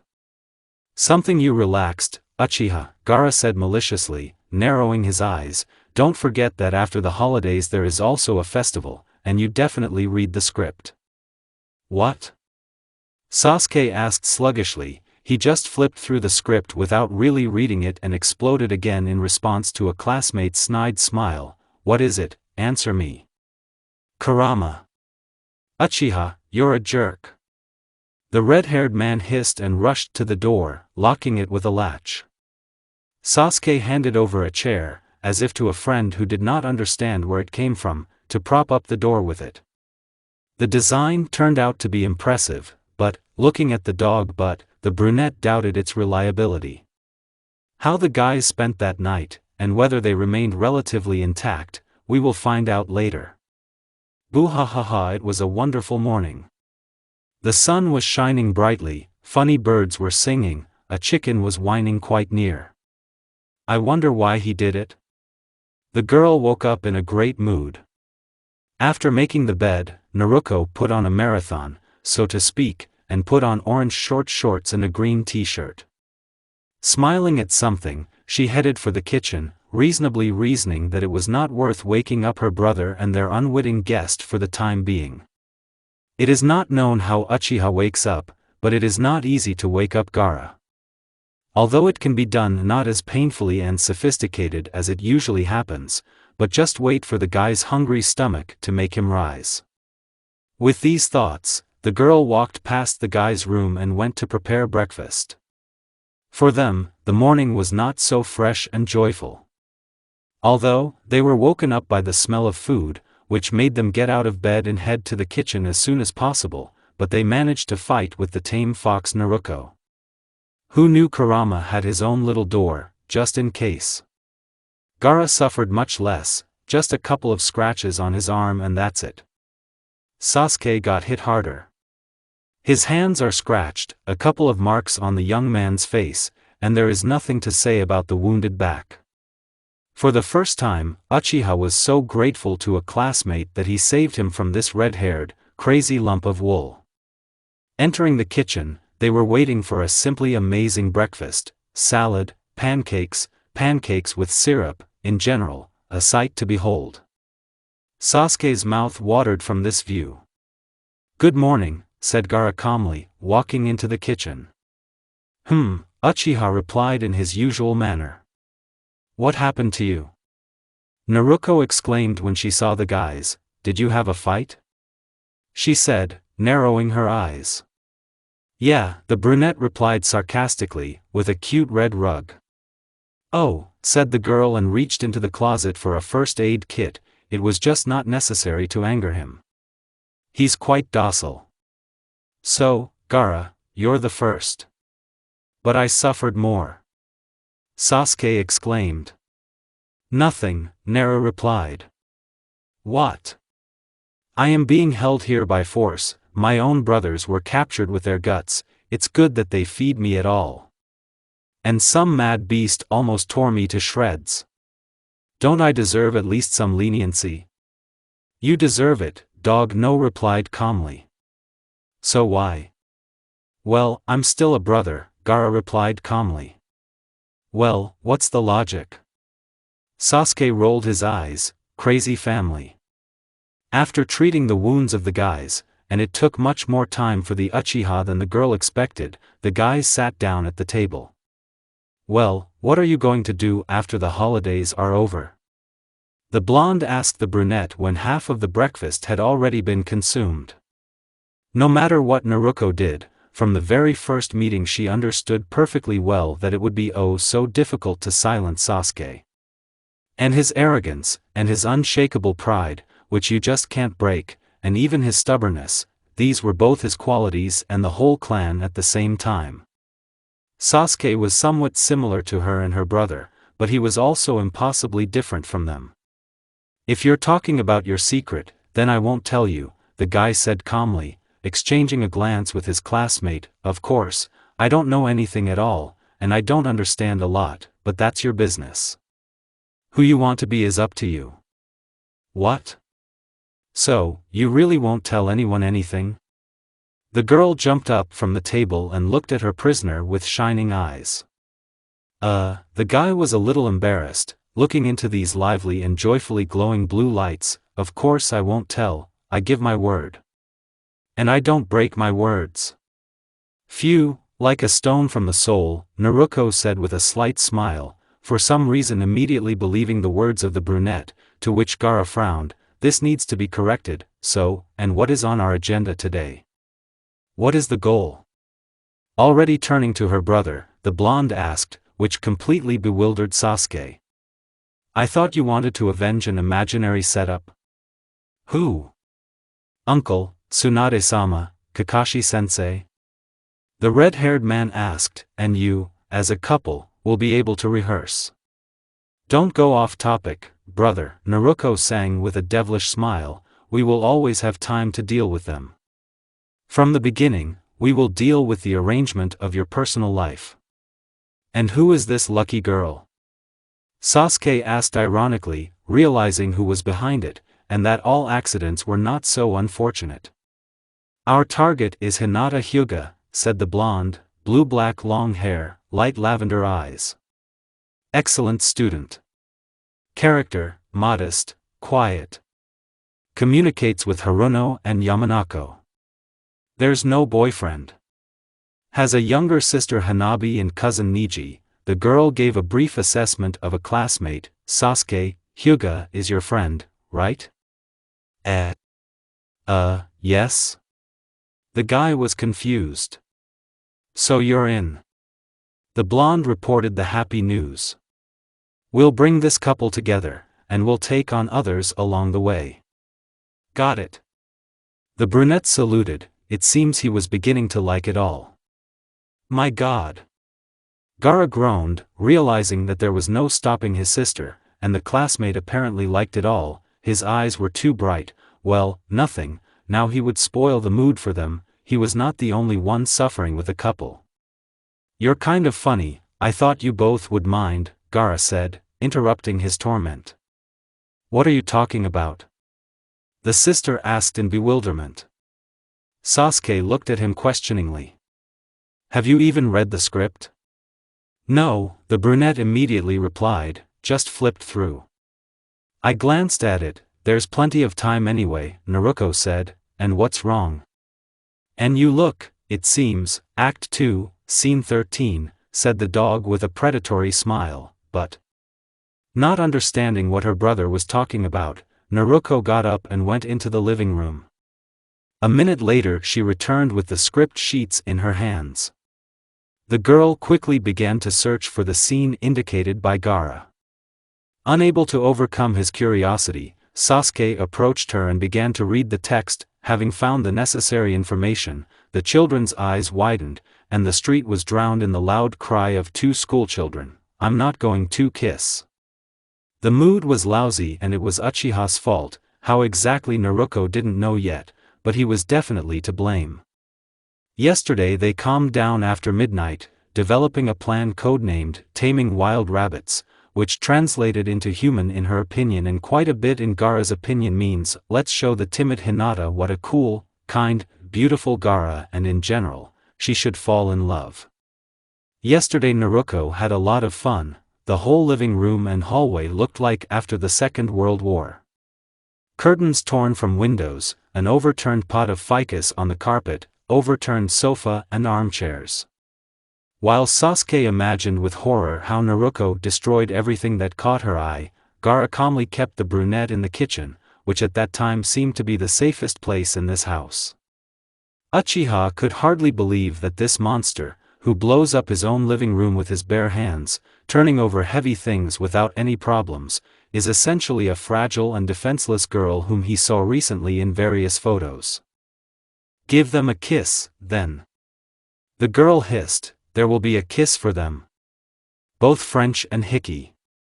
Oh, then striptease and erotic scenes. Don't they need anything else? Ah. The girl raged.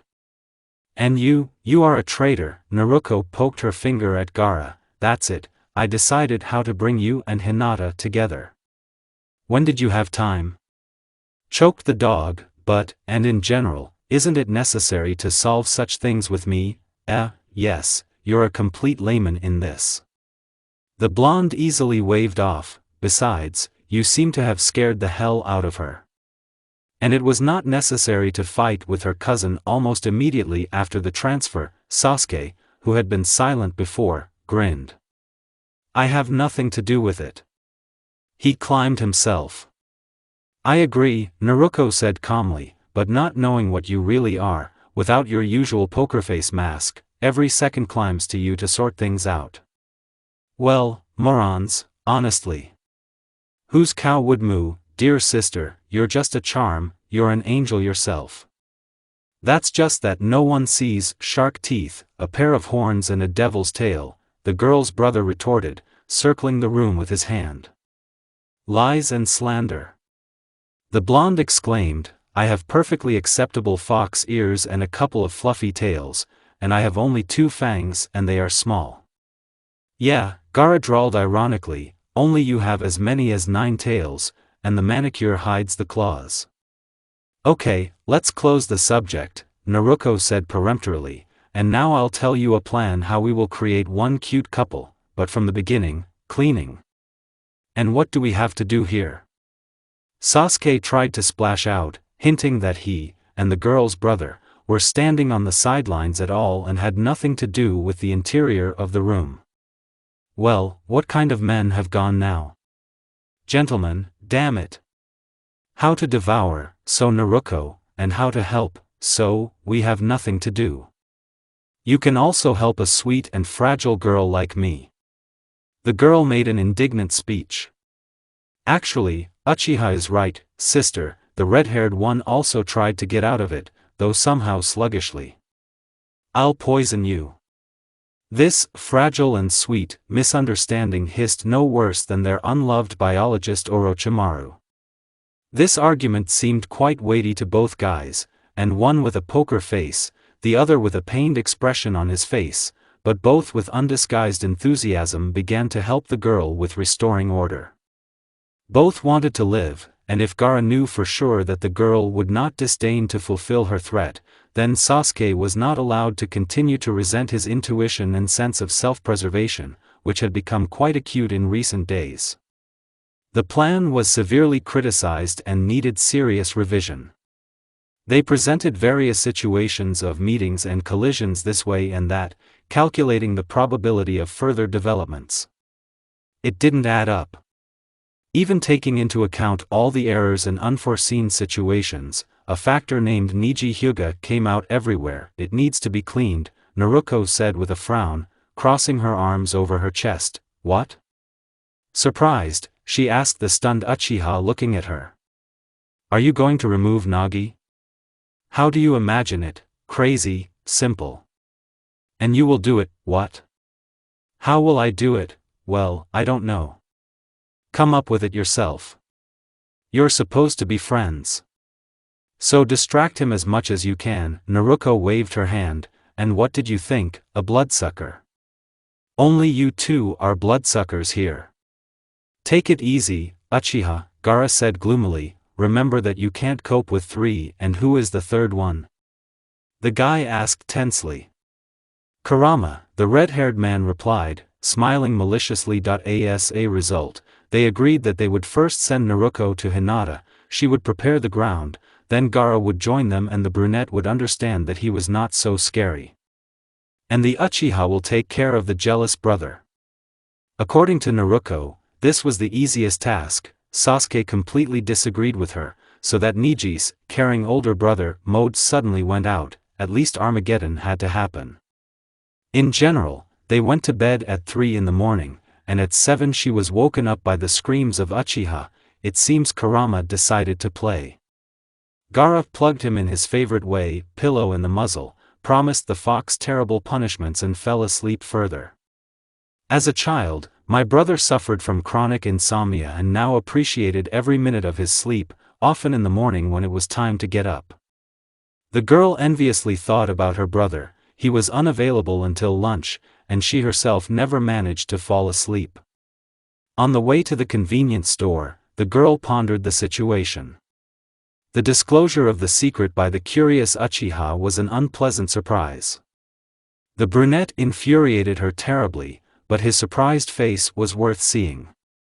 Naruko grinned, and then sighed sadly. Stunned by the events, his imaginary captivity in Kurama, the brunette looked like a confused sparrow. He looked at everyone with surprise and obediently fulfilled any requests. As soon as the shock passes, Uchiha will return to the image of a cold bastard. Already yesterday he started snapping and being sarcastic. What a pity, in a state of shock and confusion, the guy was pretty nice. The next issue on the agenda was the performance. Of course, she did not believe in a setup with roles, she was really just lucky, and Kakashi quickly calculated the situation, calculated the probability of damage to himself personally and set the matter in motion. My father would never willingly allow such a kiss to happen, even with a frying pan raised over his head.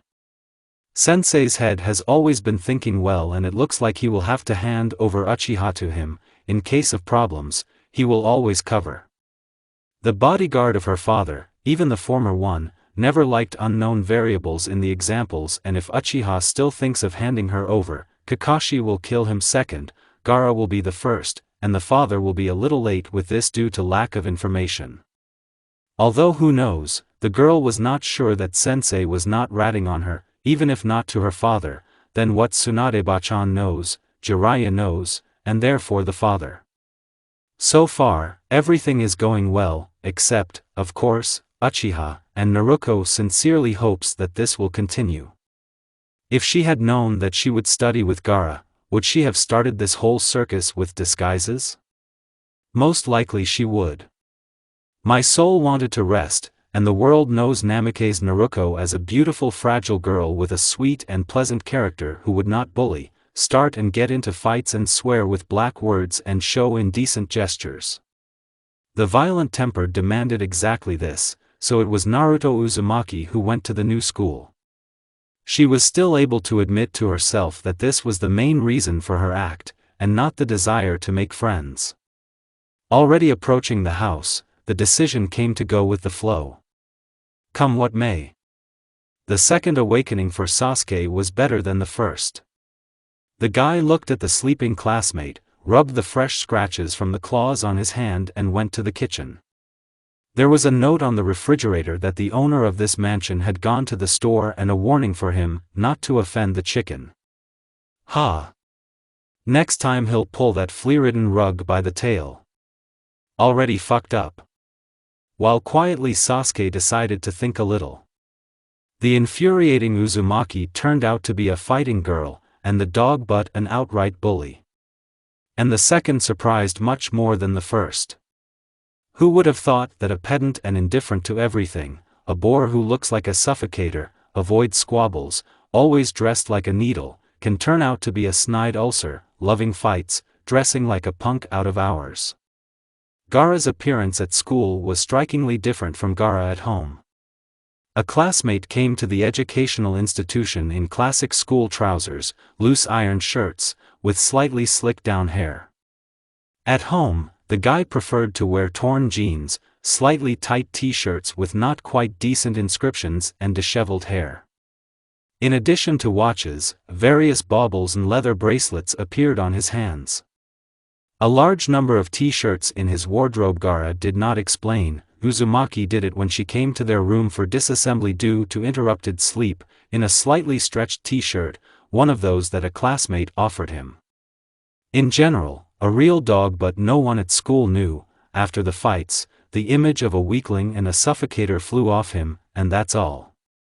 If he found out what he really was, half of his fans with Niji would have run over to him, although nothing shone for the poor things there either. As he understood, Naruko rigidly filtered her brother's female environment, and according to the guy himself, I don't need someone who doesn't get along with my family.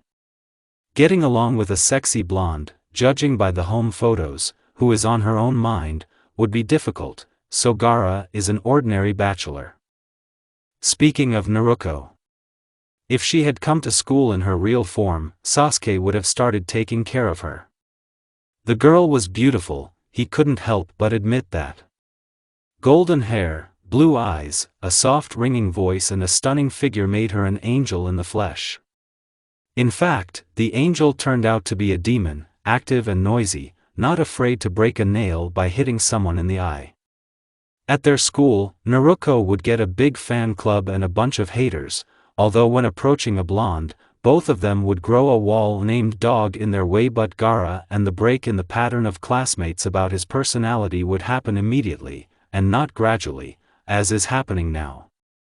I wonder why no one thought at all that his image somehow didn't quite fit with fights and a tattoo on his forehead? In general, the sister's brother was completely worth it. I am also interested in the strange behavior of teachers, namely their class teacher Kakashi. He clearly knew them, looked at the miscarriages of a sick fantasy couple through his sleeves and deliberately covered them. In this case, his easy custody of the dog became clear but before the arrival of Naruko.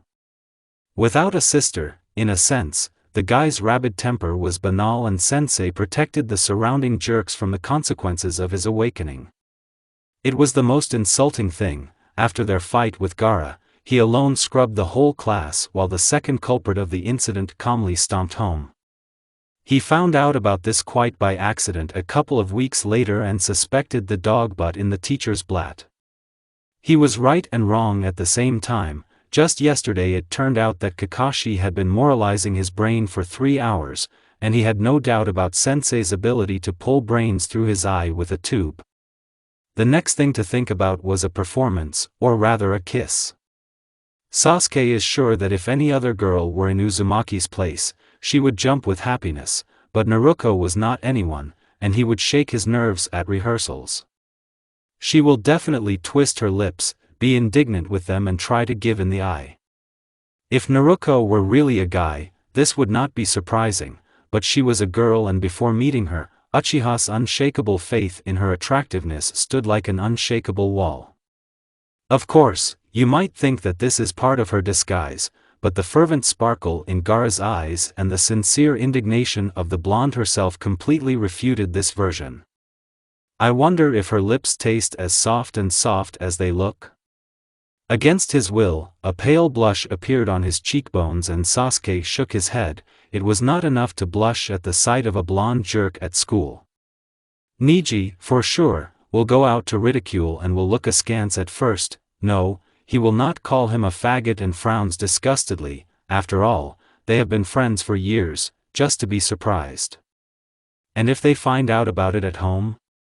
Itachi won't let him rest, his father will brainwash him every day, and mom is probably the only one who won't say anything. Oh, and you can't explain to them that Uzumaki is a girl. He intends to keep her secret honestly. And what to do with Neji? Sasuke had no idea how to get him to distract himself from looking after Hinata. If he sees Gaara at home, he will not leave her for a single step. It's easier to unleash Armageddon. It's impossible to secretly pull off a plan at school, there are too many extra eyes and ears, and outside of school Hinata almost always stays at home and walks only with Neji. However, if she herself tells him that she wants to walk alone with friends, he will not insist, but Hinata is too timid and will not want to offend her brother with her request. We'll have to improvise. Sasuke always did it well. As soon as Uchiha left the room, Gaara opened his eyes. I didn't feel like sleeping. At any other time, he would stay up until lunch and even Naruko would not be able to wake him up. There was nothing unusual in the fact that my sister showed up at school as a guy. She was constantly doing something and he stopped being surprised a long time ago. But the scars on her cheeks, he would never forgive those bastards. He'll get it out of the ground and roll it out with a flat cake. Even if the girls did it. Gaara is not a saint and he does not have the principle of not hitting girls, and has never had. Of course he will invest less strength, and that's all. Both his older sister Temari and Naruko could fend for themselves. But in the matter of protecting his family, out of all 3 children of the dog-butt race, it was Gaara who was the most cruel. The guy exhaled and tried to calm the quiet rage. If Uchiha somehow harms Naru, his fate will be sealed. Gaara will be the first to drive him into the asphalt, no matter where, at home, at school or on the street. Even his friend Hyuga won't help him.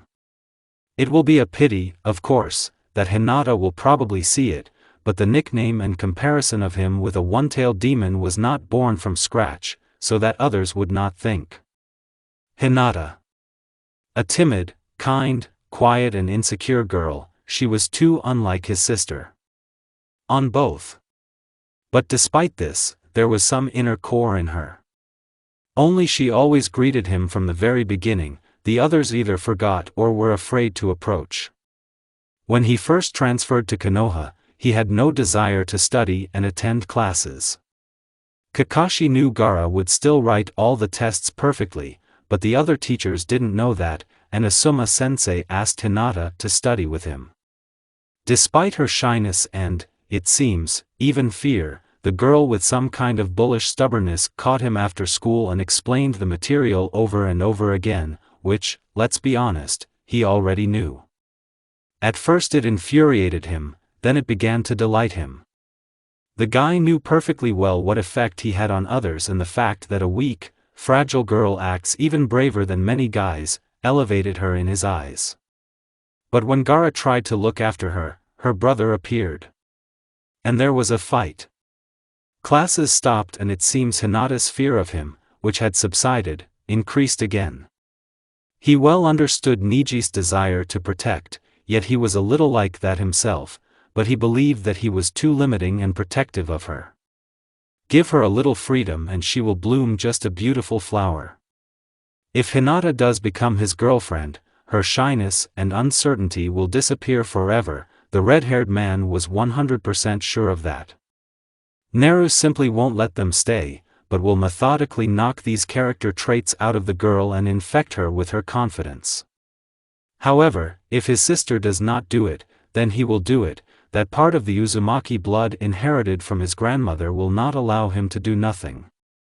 For Niji, he practically did not worry. If the Uchiha could not cope with his task, Naruko, in the strength of the circumstances of the impossibility of revealing his gender, would go to complain to Temari. She has long sought the appearance of a girl with him and would not exchange for trifles. He could smell that she would come to his school and without prying eyes, but by no means quietly, would tell him everything she thought, and in such a way that he would feel like a fool, a jerk and a frankly disgusting brother himself.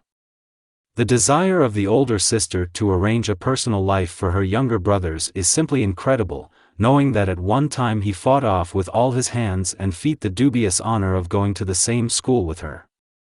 The guy grinned. Kankura was so unlucky, and in his school, thanks to Temari's efforts, he is reputed to be a womanizer and a ladies' man. This was perhaps their main difference with Naruko. Tell Gaara that he suddenly disliked Hinata, she will give up on him and save the unfulfilled plan for later.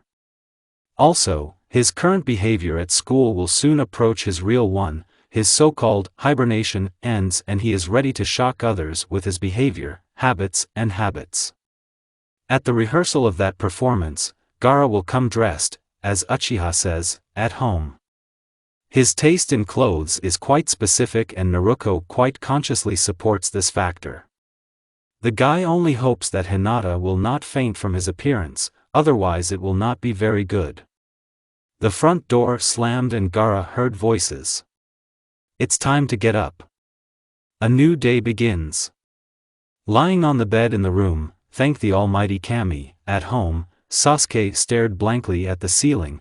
He just a few hours ago returned from his grandfather's estate, which is located outside the city. Madara Uchiha was already quite old and he was sometimes attacked by unexpected sentimental moments for others that he could suddenly demand that his grandchildren immediately come and stay with him until he got bored. Personally, Sasuke got tired of it 3 days after his arrival, but his stubborn grandfather let him go only 2 weeks later. Itachi dumped back into the city a day later, and his grandfather did not let his beloved granddaughter go. Sasuke sighed. If at home his father constantly compared him with his brother, who was in some way, let's not lie, his favorite, then grandfather, on the contrary, doted on his youngest grandson. According to Mom, Sasuke was very similar to grandfather Madara's late younger brother, and he conquered the heart of a strict and cold businessman from childhood. The younger Uchiha lost 2 whole weeks of his vacation and sincerely hoped that their miserable remainder would pass in relative peace and quiet. Sasuke was kicked out of the Namikaze Uzumaki family home by the kidnappers themselves by the end of the week of his imaginary imprisonment. Naruko's parents never returned from the trip. Her father had some problems on a business trip, and as the guy himself understood, after her they planned to go to rest at the sea, asking someone to look after the girl. That day, after breakfast, a cheerful blonde silently shoved his phone and things, photos of him sleeping with a painted face, and began pushing him in the back towards the exit. "That's it, Uchiha, let's go home, otherwise you've been sitting up for something," she said to the guy who didn't understand anything. "What, you're just letting me go? And why do I need these pictures?" Sasuke was surprised, turned around and turned to the girl. "No," Naruko replied, "but I'm getting pretty tired of you. And the photo is compromising, not much of course, but they will laugh for a long time, I will take care of it." "What about our plan?" "This plan is ours, not yours." "But if at least someone finds out my secret," the blonde hissed threateningly and shook her finger at him, "you're a corpse. Have you already kicked Uchiha out? Let's hurry up, or we'll be late." Gaara's voice came from somewhere in the living room, and after a couple of moments its owner appeared in the field of view. Oh, so you're still here?" "Not anymore," Naruko answered him and opened the front door in front of Sasuke. "Valley is already Uchiha, didn't you hear that? We're late." "Where are you going?" the brunette asked in bewilderment and marveled at the blatant impudence of the blonde. Then he was pushed into the house, then kicked out of there, against his will, mind you. "It doesn't concern you," the red-haired man answered him and went to the kitchen. "Naru, we have an hour left. Hurry up." "All Uchiha, we'll meet at school," the girl rammed, pushed him over the threshold and slammed the door in his face.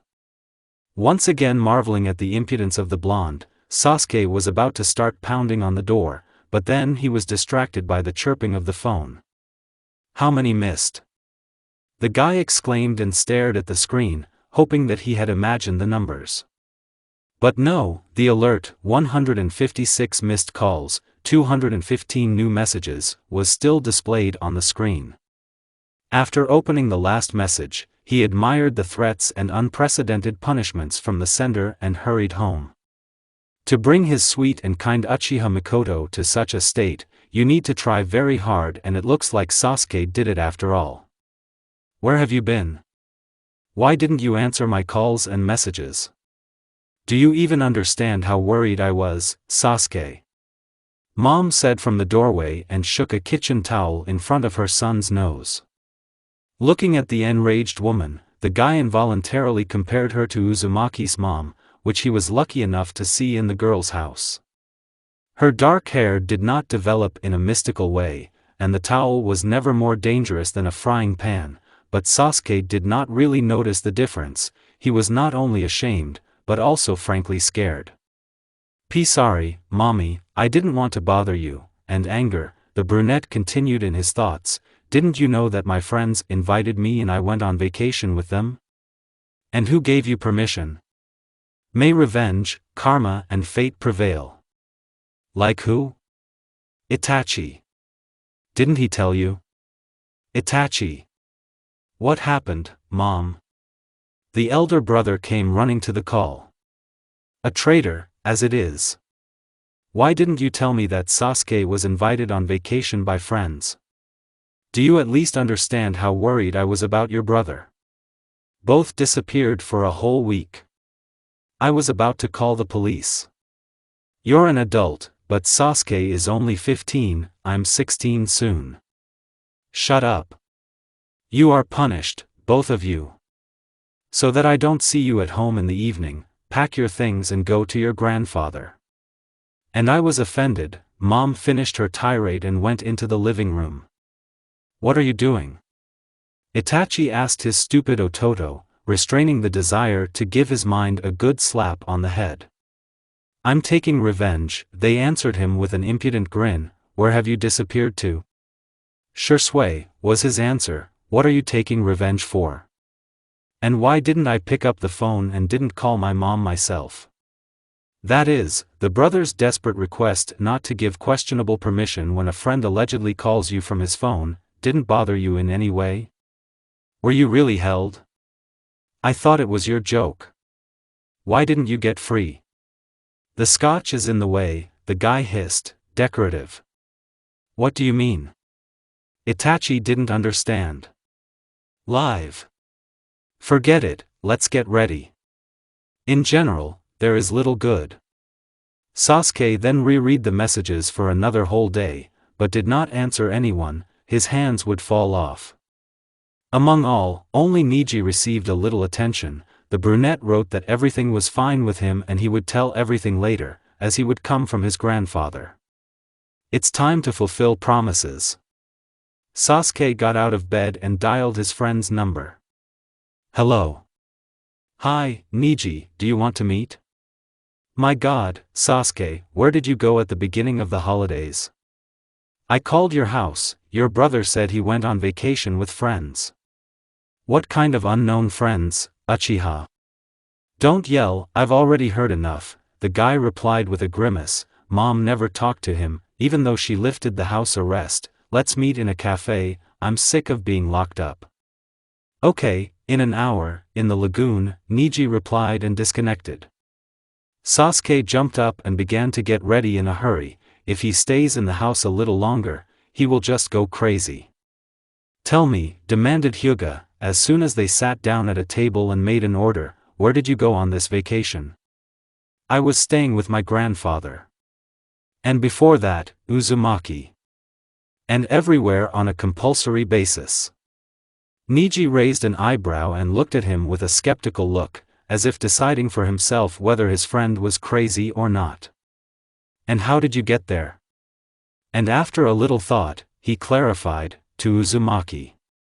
The fact that you got to Grandpa by car, I know without you. Just, replied Uchiha with a sigh, got in the eye. Passed out. I woke up at his house. Why didn't you run away, didn't you call me in the end? Scotch prevented, repeated the answer Itachi said 2 weeks ago, decorative. Have you been tied up all week? Why did you give up to him at all? No, only the first day. And why did you give up?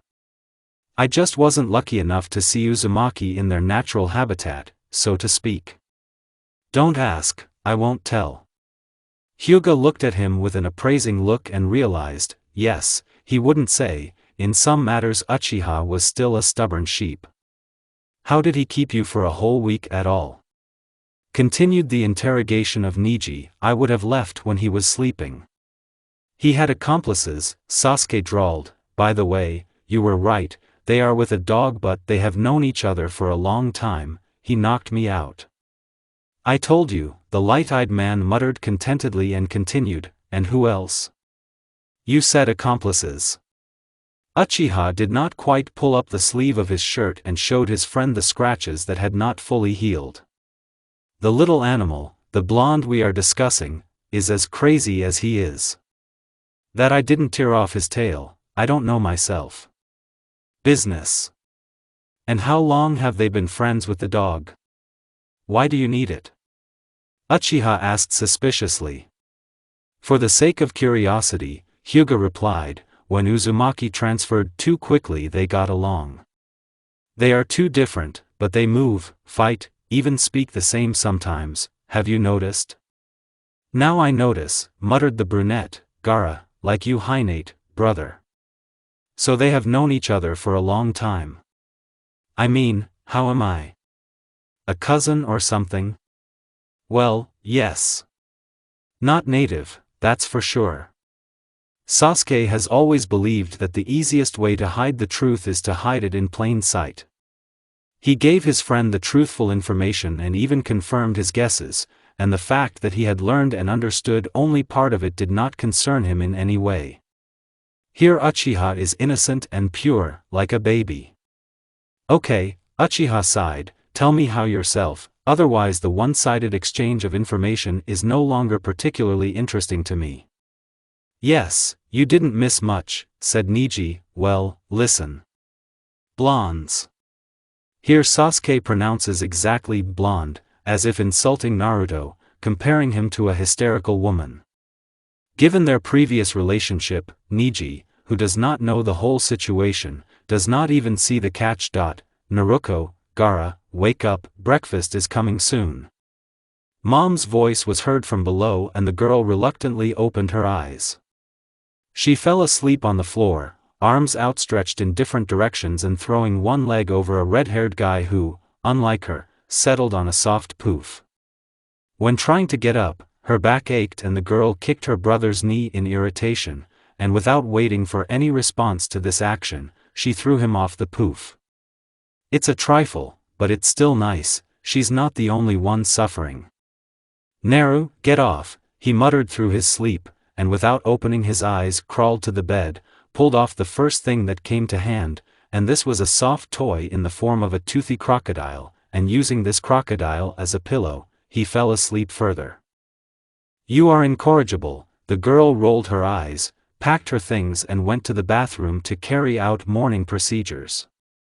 The current vacation was a great success and was planned in advance. It's a pity, of course, that the first week was lost because of Uchiha, but the other two they had a good time. Immediately after the freeloader Sasuke was kicked out, she and Gaara went to the Extreme Park. This park was located in the south of the city in a mountainous and forested area, was very popular and was intended only for fans of extreme sports and adrenaline junkies.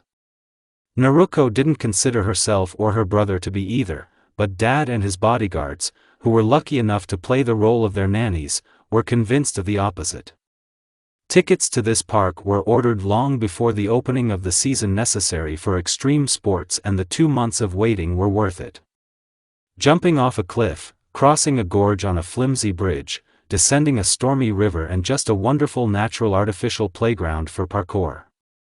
For my brother and sister, this wonderful sport did not pass by, but at the initial stage of training it was strictly blocked by my father. It is simply physically impossible to be always and everywhere, just as it is not possible to do everything, he said. If you start doing parkour, then you will quit fighting and I will not want to hear about any fight with your participation and performance, even among themselves. Choose. So they didn't do parkour professionally, but some of them still knew the basics. The guys who trained on the playground showed them a couple of tricks, which could well come in handy in the future.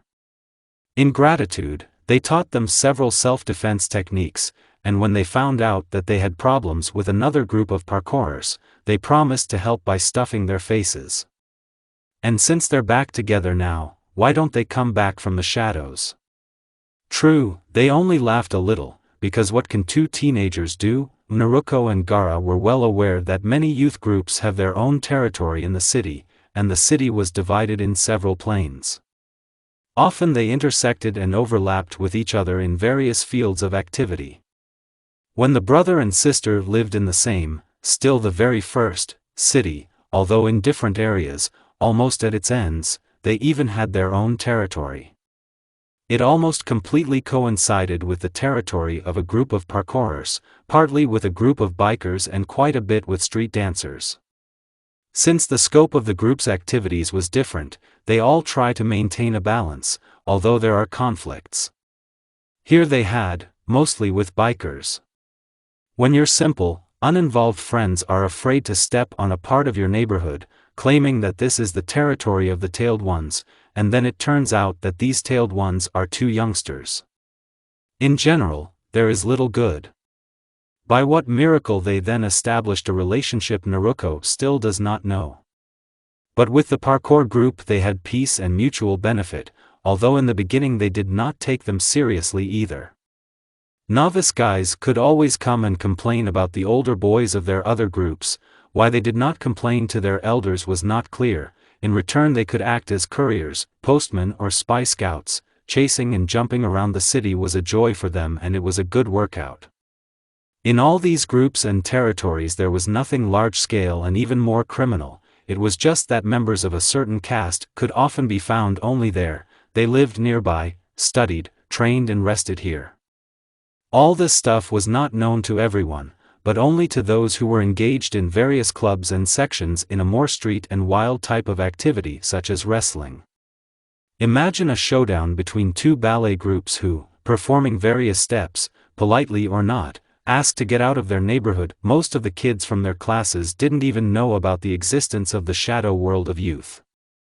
In addition, Naruko strongly suspected that, for the most part, her then bodyguards, or rather her father, put their paws on their carefree and quiet life of juvenile terrorists, as one old lady put it, but not the essence. "And what is your territory?" Gaara asked the guys, leaning against the tree where they were resting. "Do you know about the territories?" A boy of their age with a bunch of piercings asked in surprise. I think his name was Hayaba Isaya.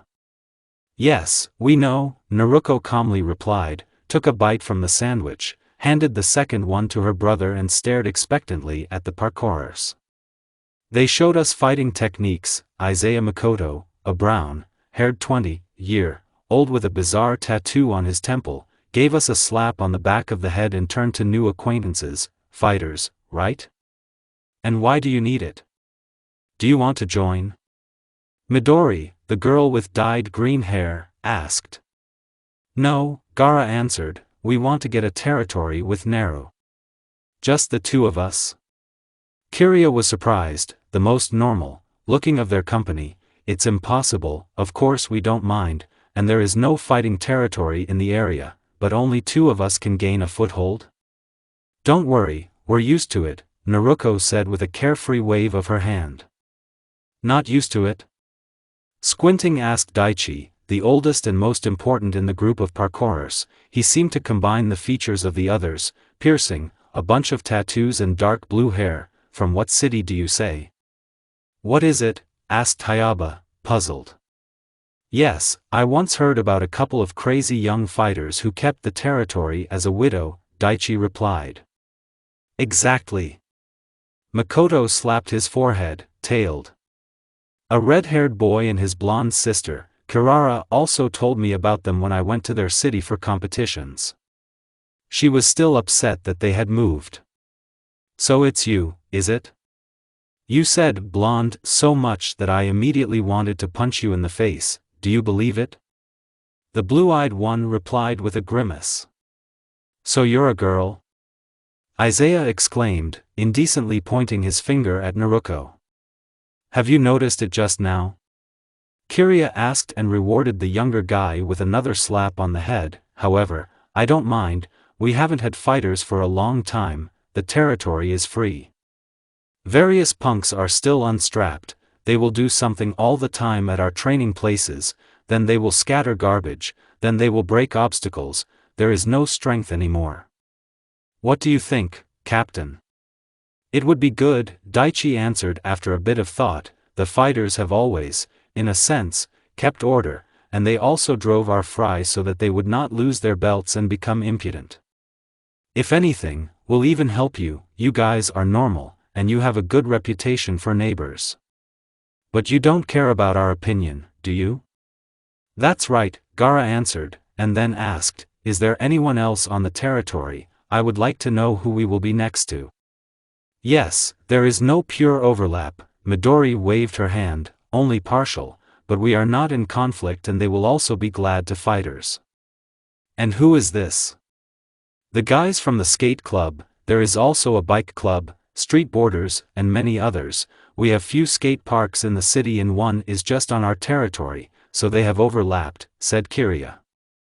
"They united for convenience," Makoto explained, "but there are enough different jerks for them to offend any decent extreme, and they are not fighters. They don't really need fights."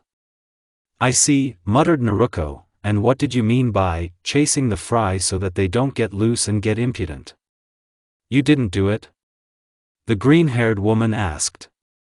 "I didn't have to," Gaara replied.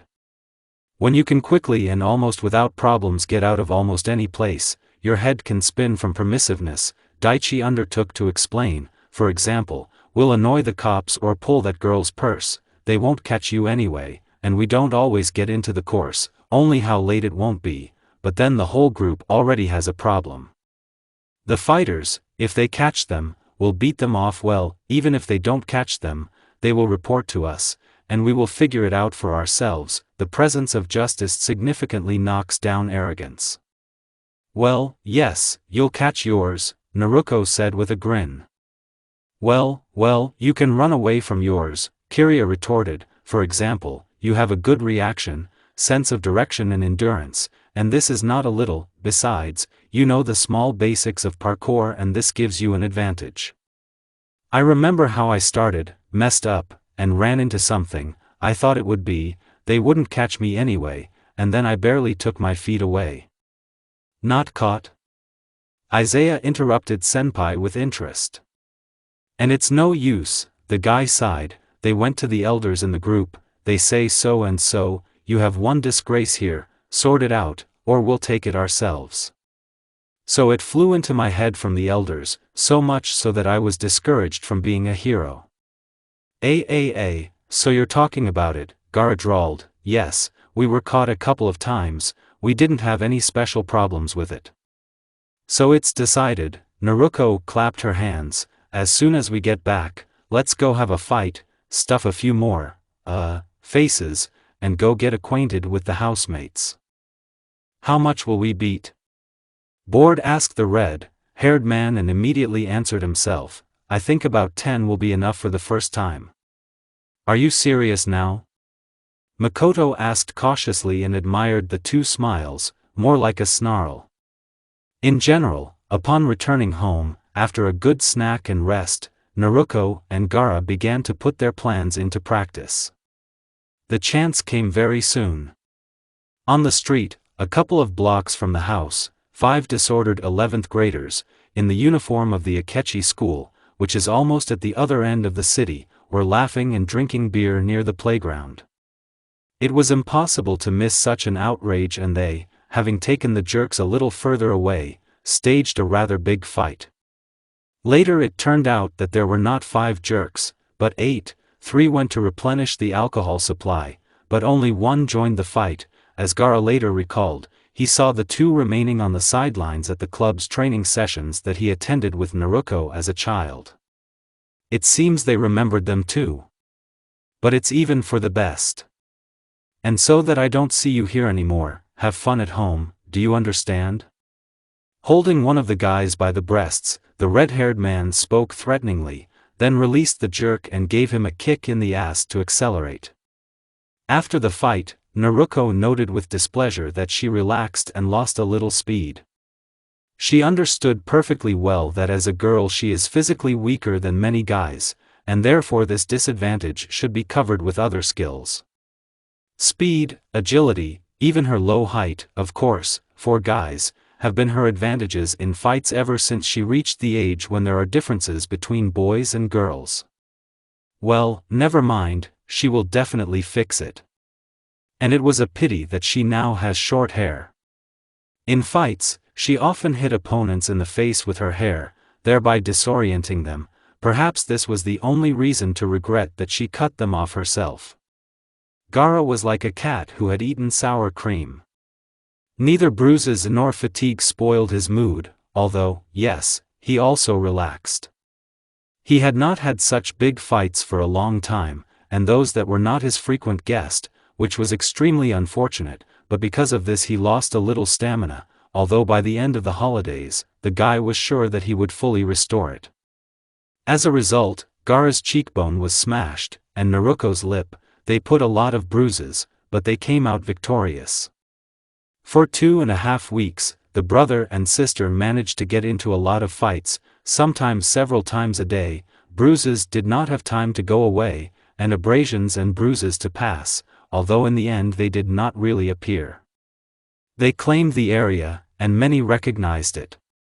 Gaara only hoped that they wouldn't find out about it at school, or at least that they were the ones with the tail. It was just not enough to scare Hinata even more, and their plan would be covered with a copper basin. He didn't care deeply about the rest of his classmates. Just yesterday they went to meet the guys from the skate park. They were even recognized there. Some of the street boarders also used to live in their old town, and a couple of guys just heard about them from the stories of their friends from the same city. As it turns out, the earth is cramped. Naruko was even flattered that they were known in other cities and a little scared, if here, according to rumors, she and Gaara had a mohawk, then it was scary to imagine how she looked in other places. And they were also invited to a party that students arrange for the start of their studies. The holiday will be great, they will take care of it. And in a couple of days there will be a school, a performance, and many more interesting things. The girl looked in the mirror, covered up the almost gone bruise with a foundation, and with a cheerful smile went to wake her brother, this time thoroughly. And then it's not the case to anger her mom, right? The head of the corporation, Rasengan, sat thoughtfully in his office and read reports on the adventures of his daughter, which were left to him by those few whom he entrusted to look after her while he and Kushina were away. In 3 weeks, she and Gaara managed to do a lot, starting with the fact that they forcibly kept their classmate in the house and ending with constant street fights. I wonder what his kids were hooked on by that poor boy. Replaying the events of that day in his head, Minato recalled that then his daughter really looked like a daughter. It looks like the kid revealed the secret of his sunshine and ran into, most likely, Gaara. The man sighed and shook his head. He did not like these disguises and he hoped for an early termination of this performance, which may stop another performance that the school puts on. The look caught on the adventures of children in the extreme park, and the man grinned. He sincerely hoped that this traumatic occupation would not affect his daughter, as it did not seem to have carried through. Many who are only slightly familiar with their family may think that Naruko inherited her interest in extreme sports from her wife. 3 times ha. In his youth, Minato was still an adrenaline junkie. He even traveled the world in search of places that could tickle his nerves. Glass and flimsy suspension bridges, descents on steep cliffs, skydiving, and this is just the beginning. Not everything should have been inherited by a daughter only from her wife, except for the color of her hair and eyes. Jiraiya-sensei once said that he probably married Kushina only because of his desire to tickle his nerves. Minato just laughed, and the next day sensei ordered repairmen to his house. It seems Tsunade still informed on him. But from where this hobby manifested itself in Gaara, the man had no idea if it really came from Naruko. Gaara. He was almost his son. However, even if they somehow formalized him legally and made him part of their family, the nephew would fit in well. When in the past they walked together with both children, the surrounding people often mistook Gaara for their son and Kushina and Naruko's own brother. Then, when Raza first asked them to take his youngest child to him for the summer, he said that Gaara was a quiet and calm boy. After his fight with his daughter, they decided that Naruko was to blame for provoking the child. The truth came out later, when a week after the nephew's departure, Kushina succumbed to the persuasions of their imp, decided to visit her cousin. Quiet and calm, right? Gaara was an aggressive and slightly downtrodden child. He did not communicate well with his peers, who constantly teased him because of his appearance, constantly got into fights. Insomnia developed on the basis of stress. Temari and Kenkuro were afraid of their younger brother and avoided him. Raza treated his younger son very coldly, because after his birth, his wife, Karura, severely undermined her health and was constantly ill, and at the end of spring she fell into a coma, which was the reason why he decided to send the child to his sister for the summer. The warm attitude of his aunt's family, the desire of their daughter to make friends with him, all this simply confused the boy, leading him into confusion. Having accidentally surprised how the race treats Gaara, remembering the behavior of her nephew at home, his attitude towards their daughter and the rest of the people around them, the difficult situation in their family, Kushina immediately understood everything. Sending the children to play outside, she made a huge scandal for her cousin, accusing him of all mortal sins, simultaneously destroying their living room. That evening, after dinner, which she stayed for, just so that the children would not be hungry, she packed up all Gaara's things and said that he would not see his son until he changed his attitude towards him or until Karura came to. She didn't care about all the objections, but about the statements that he is a father and has every right to a son. This can be fixed, Kushina said coldly. If you somehow try to influence Gaara or harm him, then he will call me and Minato mom and dad, and you, the index finger of the angry woman rested on the chest of the Netatetsu, you will lose all rights to him. And in the best traditions, when leaving with the children, she slammed the door with all her might. The children didn't know about the scandal, but they were happy to live together. A year later, Raza tried to return his son and ran into another scandal. The children were in the section then and did not see the ugly quarrel. Minato shamed the man for his attitude towards the child. What is Gaara's fault for being born? How can you even call yourself a father? Minato reprimanded him when he calmed his wife down a little. He needs support, he needs a family, and if you can't give it to him, then we will do it. What would Kurura say to that, didn't you think? I won't be surprised that when she wakes up, she will file for divorce and take all the children. Come to your senses at last, you idiot. It seems to have worked. 6 months later Raza came to them with an apology. He talked for a long time with Kushina in the office, repented and laid out his soul. After the conversation, they all went to the hospital together with the children to visit Kurura. After several such visits, the woman got better and soon she came to her senses. That's when Gaara returned home, but he still stayed at their house every summer and some other holidays before moving. The attitude in the family gradually improved, but the younger child still treated his father coldly. Yes, there were times. Now they are almost neighbors and maybe it's worth visiting them. Minato, dinner is ready. Finish with your papers, otherwise I'll tear them up. Kushina called to the table in her repertoire. I'm coming, honey. He shouted and hurried to the table. He did not want to anger his tomato dot. Do you think it's better to dress up as a guy or a girl for a party, Gaara? Naruko asked, standing at the mirror and applying a skirt and designer jeans to herself in turn. As a guy, the red-haired man replied, glancing at his sister. Here we may well meet someone from school. Hey, wait, these are my jeans. You don't like them anyway, the girl waved her hand. I like them. But you don't wear them. I just have nothing to put them on with, the guy said, coming up to the girl and pulled the thing by the pant legs on himself. The blonde did the same. In order to get them, I had to go to my father's charity event and behave like a good girl there. Naruko whistled to herself. For her brother this is a whole feat usually. Uncle Raza took only his older children to such events, but it looks like the whole family needed a dog for this evening. The red-haired man just hates the hell out of his eyes such evenings where mock politeness, calculation and pure hypocrisy reign. But if he could be dragged there, he was gloomy and rather rude to others. At the last such event that Naruko remembered, Gaara got into a fight with a peer, was rude to the host of the evening and spilled cherry juice on the new expensive dress of the wife of his father's future partner, with whom he planned to conclude a lucrative contract. So yes, it's a feat. After a couple of minutes of pulling things like a rope and finally realizing that his sister was not going to give up, Gaara waited for a strong jerk from Naruko and uncoupled his hands. Obeying the laws of physics, the girl screamed and fell to the floor.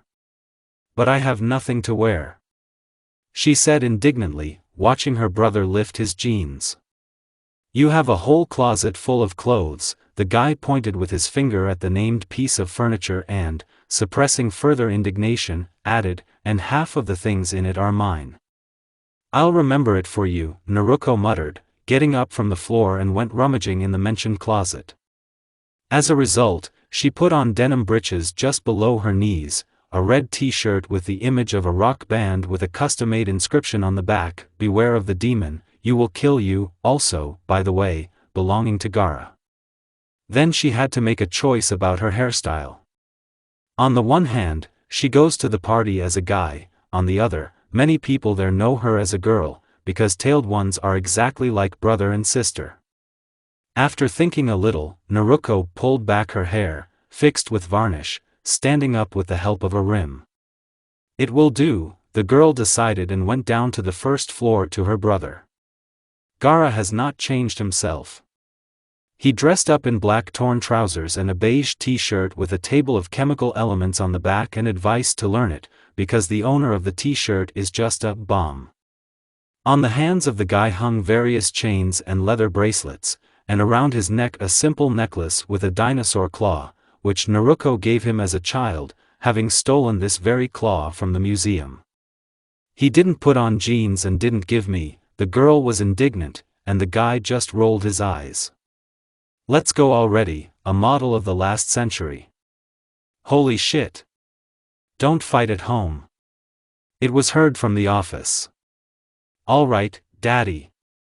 The blonde shouted, quickly put on her shoes and jumped out into the street, giving her brother a light slap on the back of the head.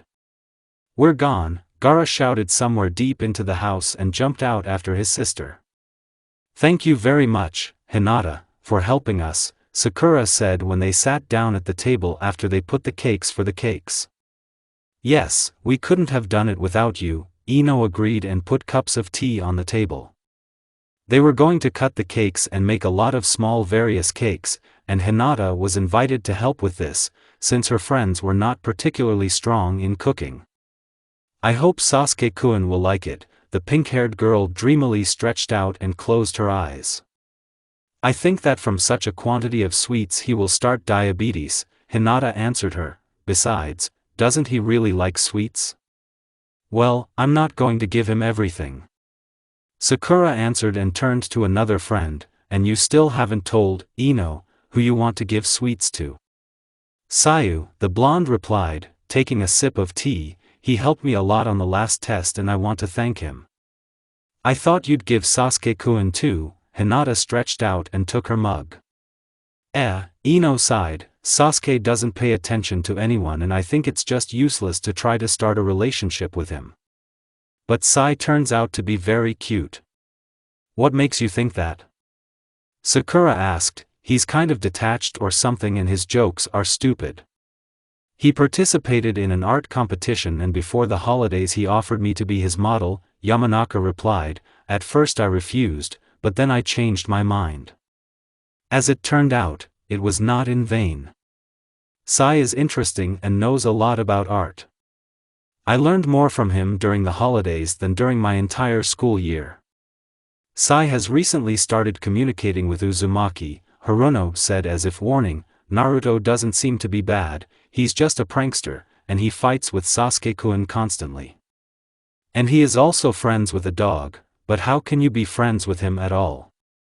In a quiet pool, said Ino and took a bite of a cookie. Remember when Gaara just came? He seemed calm, quiet, uncommunicative. Everyone then thought of an ordinary nerd and nerd. 3 times ha and slap us on the nose. He doesn't seem to have lost a single fight. I'm a little afraid of him. Why, he doesn't seem to touch girls? Hinata asked. Yes, Gaara-kun was a little scary, but he always helped and greeted her, well, as he greeted her, nodded his head in response to her greeting. In addition, her fear is caused by a timid character rather than the circumstances of a classmate's fights. After all, many boys fight and her brother is no exception. There was one case when the dog but just transferred. Yamanaka began her story, then the high school students, it seems, decided to make him the object of their ridicule. In the corridor after school, one of the guys hit Gaara hard with his shoulder and he fell, and the second poured a bucket of water on him. Everyone laughed then, probably thought, what a sucker, and here's a new toy. I was standing not far away. He then threw up his head and looked at them like that. I was scared. But he rushed at them so quickly that no one even understood anything and a fight began, although it was more like a beating. And when their girls came running, started screaming, crying and asking him to stop, he just looked at them coldly, told them to shut up and continued. It seems to me that if the girls got into a fight, then they would get into trouble. When was that? Sakura asked. I don't remember that. You went to the Olympics then, but after that incident, everyone became afraid of Gaara.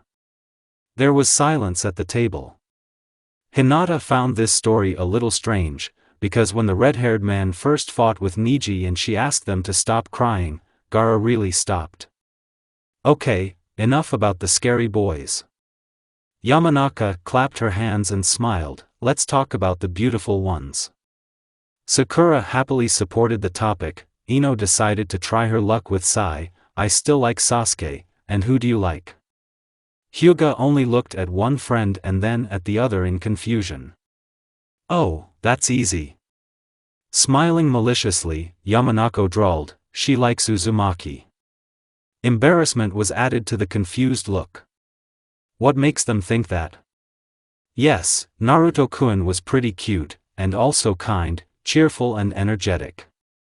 He was constantly doing something and communicating with many people, so Hinata believed that she could not attract him with anything. And he also made friends with Gaara, and whether it was his disadvantage, she did not know. With what did you take this? Hinata asked, stuttering slightly. You sometimes look at him like that when you think that no one sees. Sakura waved her hand, as if she is glad that he is. To tell the truth, she was looking not at Uzumaki, but at Gaara, and was sincerely glad that he finally had a friend. Then she was a little horrified. This friend was constantly dragging him somewhere, and then admired when she accidentally noticed the effect of the blonde on him. It turns out that their constantly gloomy and unsociable classmate has a beautiful smile. It was the first time she saw it from him, not a malicious grin at the lamentation of teachers and other students, not a menacing grin that appeared during fights, but the sincerity and warm smile of a man satisfied with life. I wonder if she's the only one who noticed it. Although, Uzumaki is also strange. Sakura distracted Hinata from her thoughts. However, I can't understand why in any way. What's strange about it? Ino asked, puzzled. Sakura hesitated, not knowing how to explain her feelings to her friends. Sometimes I can't understand what he is. You mean? Well, for example, he is well versed in fashion and does not really like boys' magazines. Explain, girlfriend, why such confidence in his hobbies? The blonde asked and realized with displeasure that she wanted to behave like the notorious Akashi Sai, to get Sakura out of herself, simultaneously getting the necessary information. I once saw Uzumaki reprimanding Gaara for his appearance on the street. After a moment of silence, Haruno finally continued and plunged into memories, retelling them to her friends. She was walking home from the store then and saw classmates at one playground. But she did not want to approach the dog, and the girl, trying to remain unnoticed, went on. Then she heard their strange conversation. I asked you to throw out these rags, the blonde man loudly reprimanded the red-haired man, pointing to his friend's pants. They are from the last century and do not suit you at all. Here Sakura completely agreed with him. Gaara did not like these trousers at all. Shut up, Naru, the answer was heard irritably. This is the only thing that is worn below the waist, normal color, because the rest of the idiot Kankuro washed with Temari's things, and I won't wear pink. I don't care. It's your own fault that you entrusted him with the laundry. Immediately throw out this filth or I will do it. Just reach out with your playful paws to my wardrobe, and I swear, Naru, that I will conduct an audit of yours. Kurama will be happy with new toys and soft rags. Yes, there are almost no things there. Uzumaki only waved his hand after calming down a little. It seems that the threat affected. Don't lie. Your closet is up to the ceiling, 2 meters long and a meter wide, just full of clothes. And you almost don't wear half of them, and if so, then throw them out already. It's not true, I wear them, and in general. Sakura didn't listen any further and went home, but who would have thought that Uzumaki was such a fashionista? Well, a lot of guys watched their appearance, said Hanada, thinking. And many of the guys are whipped in the squeaks of fashion and have a huge closet full of clothes at home? Oh, come on, Ino waved her hand, maybe his mom is doing this. I once tasted his lunch, which he gave to say, you'll be rocking. His mom is an amazing cook. Actually, Hinata began awkwardly, Naruto cooks his own lunch. What? There was a double surprised exclamation, can he cook? The girls looked at each other and Sakura continued, my feminine pride is shattered, what an injustice of fate. The guy is in fashion, knows how to cook and, with all his moronic character, he studies perfectly well. There are simply no such guys. Well, I think that, the pies are burning. Ino exclaimed and the girls rushed to the oven to save their culinary masterpiece. They completely forgot about the conversation. Are you sure you don't need to be escorted? Hirono asked when she was getting ready to go home. No, Hinata shook her head, she could have walked home alone without incident. Thank you again for your help, Yamanaka said and handed over a bag with some of the cakes that they miraculously managed to save. I'll see you at school on Monday. Bye. Hyuga waved her hand and went home. It was already pretty dark and the girl decided to take a shortcut through the park, where, unlike some alleys, the lanterns were still burning. The mood after meeting with friends was good, until it was spoiled by an unfamiliar male voice. Where are you going, baby? Do you want to sit with us? The phrase was like from a movie or a book, and in another situation Hinata would even giggle if it wasn't so scary. Three young guys, looking 25 years old, in a fair amount of drunkenness blocked her road and giggled viciously. Let me through, please, my older brother is waiting for me at the exit to the park, the girl stammered, hoping that this lie would work. Well, just think, it will wait a little longer, it's just a brother, said one of them and grabbed her hand. But the guy won't wait, said someone from behind in a familiar cold voice, grabbed the offender by the hand, thereby freeing the girl and pressed her to his chest. Hinata turned around and saw the face of Nogara's dog. Not far from him stood Naruto Uzumaki. So you have a boyfriend? One of the guys asked in disappointment. Well, then take her for yourself, and leave this honey for us. He went up to the blonde and took him by the chin, she will even be cuter. There should be enough for the three of us. Hyuga threw a frightened look at her classmate, noting out of the corner of her mind that today's hairstyle really made him look like a girl. Gaara, with some honed movement, instantly pushed the brunette behind his back and began to crack his knuckles, preparing for a fight. I'll do it myself, Uzumaki said without turning his head, to which the drunk guys laughed. Have you got your pants dirty yet, kids? They guffawed again, and one of them tried to grope Naruto. The blonde guy twisted his face in contempt and gave the man a well-honed movement in the muzzle. Idiot. Pervert. Preoccupied. With each word, the classmate struck several blows on the offender's face, a pedophile. He finished with a particularly strong blow to the solar plexus and knocked the drunk man out. You're fucked up. Two of his friends roared out of their stupor. They were about to throw their fists at the blonde, but then a dog appeared in front of them, who literally a moment ago was standing in front of Hinata, blocking her with himself. The red-haired man sent one flying with an accurate kick, he wasted no time charging the other in the nose, breaking it. Gaara clicked, the blood from the beige t-shirt would be difficult to wash off, but he liked her. If I ever see you bothering someone again, then you will not live, he warned threateningly, get out while I'm kind. And don't forget that, Uzumaki said and kicked the enemy he had defeated in the ribs. It seems that the rule not to hit a recumbent person did not exist for him, although, to be honest, Hinata would also kick him a couple of times, just to calm his nerves. After waiting for the unlucky Levilas to disappear from sight, Naruto turned to Hyuga with a dissatisfied face, what are you doing here alone at such a late hour? And if we hadn't passed by? It's dangerous, Hinata. I was visiting Sakura-chan, the brunette began to justify, still stammering. Then why didn't they show you out? Uzumaki did not calm down. I didn't want to worry Niji and Ai-san, he's staying at Sasuke-kun's tonight. The next time you don't want to worry him, you'd better tell us, Gaara said sullenly, it's much safer this way, believe me. Well, okay, the blonde finally calmed down. Hinata, how do you feel about a little extreme sports? I don't know, the girl replied. Then you'll find out soon, said Gaara, while the blonde pulled her somewhere by the hand. They came to some kind of playground where there were a lot of different guys, there were bicycles, several motorcycles, and there were a lot of skateboards.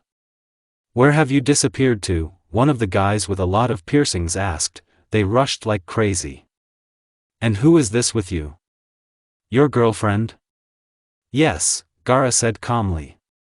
Hyuga blushed and was about to open her mouth for an excuse, when Uzumaki's small and neat palms closed it for the guy and he whispered in her ear, "Believe me, Hinata, these guys are certainly not the scumbags we met recently, but they don't mind rolling up to a beautiful girl, and Gaara as your boyfriend is the best protection. Be brave." Good.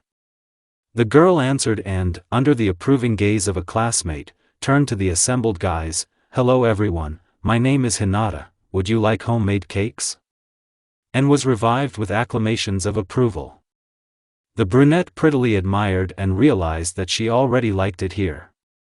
Hinata looked at the motley guys who snatched up her cakes in a moment, not forgetting to thank her, and wondered how such different people, unlike either in appearance or in character, of different ages from 14 to 25 years old, could get along with each other. At this party in honor of the end of the holidays, they had fun together. There's a 24-year-old guy slapping a 15-year-old teenager who reached for a bottle of beer that all the seniors were drinking, but a girl with pink-red hair looks like her age explains to a student the advantage of bicycles over skateboards. She had never been to such events, especially alone, without Niji. And she got here thanks to her classmates, who were now sitting to her right, also eating her cooking. The girl turned her head to them to ask how their dessert was and froze dumbfounded. Because of the hustle and speed of what was happening, she didn't even really pay attention to their appearance, although if she had done it earlier, she would definitely have fallen into a kind of stupor in the middle of the park. The red-haired guy looked completely different from how she used to see him at school. Disheveled hair, classic school pants were replaced by torn trousers, as opposed to shirts, a light t-shirt that was stained with blood after the fight, comfortable sneakers instead of school shoes on his feet, there were no watches on his hands, there were chains and bracelets, and as a completion of his wild image, an obese man with either a fang or a claw of some kind, that animal. I wonder where you can buy it? No one probably knew such a Garu, except Naruto, of course. In his appearance, Hinata was surprised only by the hairstyle, but the style perfectly suited the perky character and was quite expected.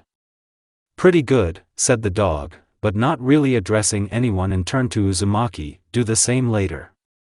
Won't you be fat? He replied, eat what they give, you fucking gourmet, and turning already to Hinata, then you will give the recipe. Good, she replied. She probably should have been offended that her cooking was rated as just, not bad, but remembering Naruto's food that she still managed to try once and calmed down. She's not a chef and she doesn't cook her own dinners every single day, she really doesn't have enough practice. Or maybe his mom really cooks it. Are you a good cook, Naruto-kun? She asked anyway. Naru cooks just delicious, the guy answered instead of the blonde, for example, I don't know how to cook at all. Come on, Gaara-kun, you can learn, the girl tried to cheer him up.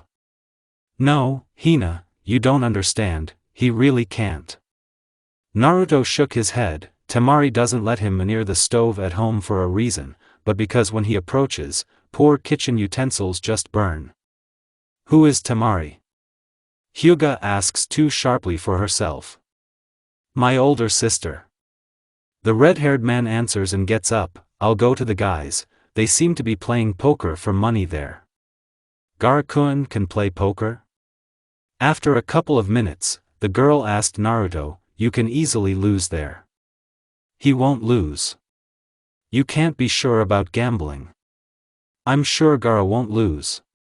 He's cheating. Counts cards. It's not fair. Hinata exclaimed, and what? Uzumaki only raised an eyebrow. These are not professional players, they will not notice. Besides, losing will knock them down, and constantly winning players will not go to play somewhere big, confident in their victory, and will not get into big money. Poker is like life, and in it you know how to spin. Why do you both feel that way about everything? As if this very life has tripped you up, thought Hyuga. Even despite the explanations of the red-haired man's act, she still believed that it was unfair, at least in relation to other guys. There was a share of self-interest in this act, because they play for money, besides, and then who will be able to knock down the arrogance of a constantly winning classmate? And does Gaara know how to count cards? They sat in silence for some time until Naruto turned to the girl with a question of interest to him. Do I really look that much like a girl?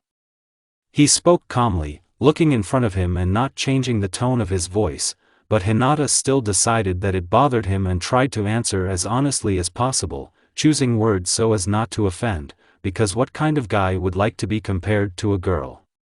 Usually, if you don't look closely, then no, but today's hairstyle emphasizes the face. She turned her head to him and continued, you have a very pretty face. And hands, what's wrong with them? There was a certain indignation in the guy's voice.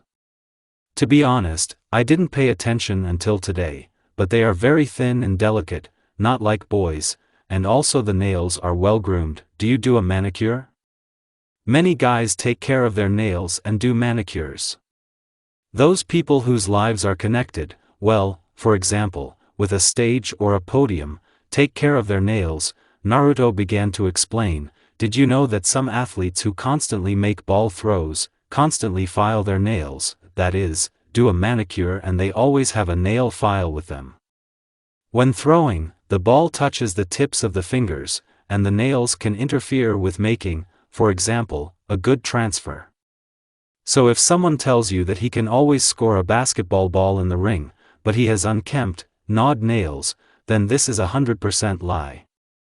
Well, probably growth. The girl summed up the comparisons in silence. My height is normal, that's what I need. This time there was more threat in the blonde man's voice than irritation. The brunette threw up her hands in a defensive gesture and hurriedly chattered, okay, Naruto-kun, whatever you say. Naruko paused and looked at her hands. And from what Hinata took that they are gentle. Yes, thin, but by no means delicate. There are barely noticeable small scars on the back of her hand that have remained since her cooking studies, and after recent and frequent fights, reddened and roughened knuckles. Oh, I'll have to stop wearing bracelets to school and wear longer shirts with longer sleeves, so as not to focus on my hands. You never know, someone else will take and pay attention. Don't worry, Naruto-kun, Hyuga tried to cheer him up, deciding that the guy was upset. It's not so noticeable if you don't look closely. Besides, a lot of guys are much more like girls than you are.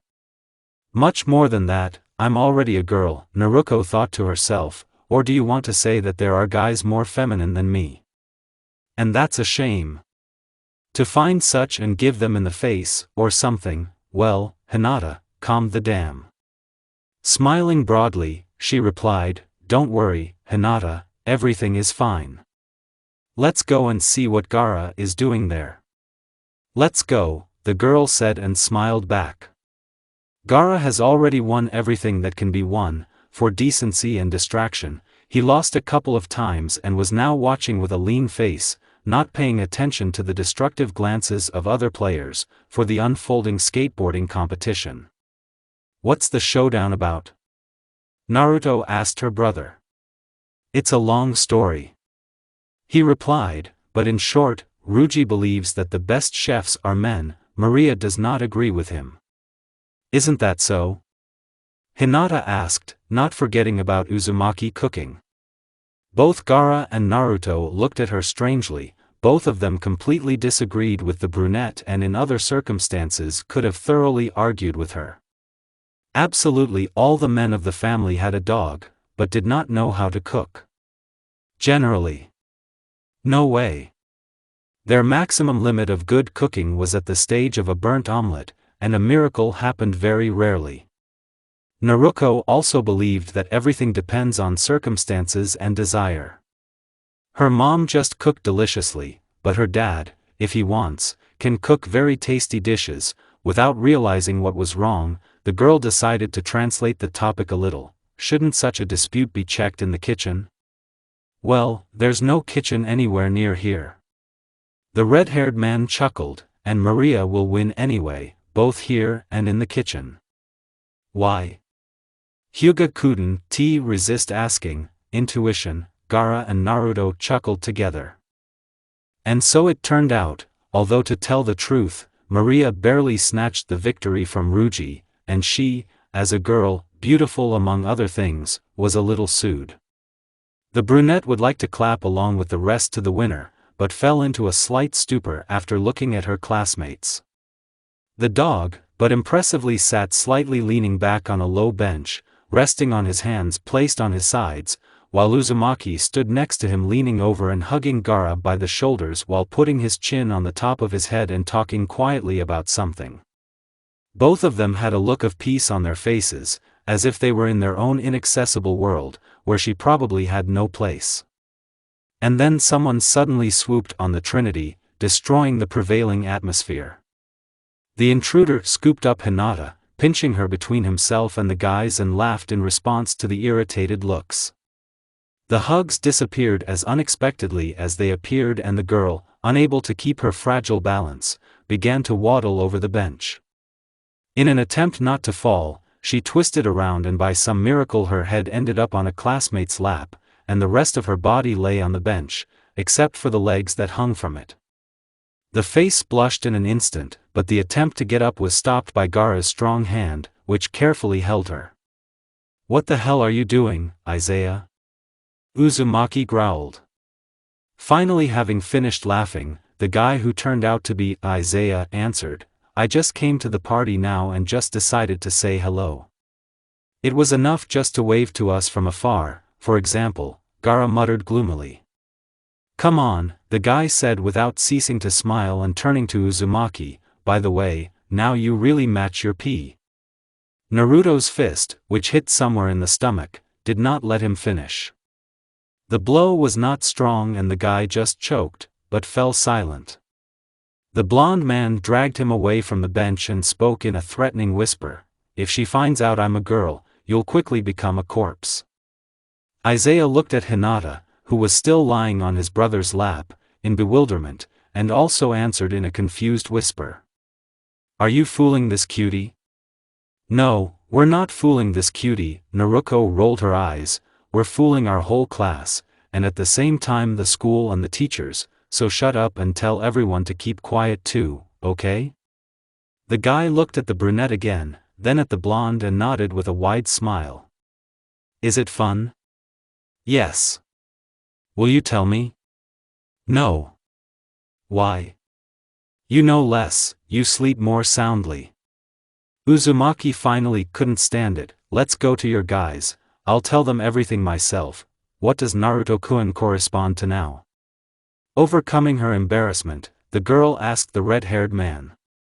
"It's a long story, you won't be interested," Gaara replied in a bored voice.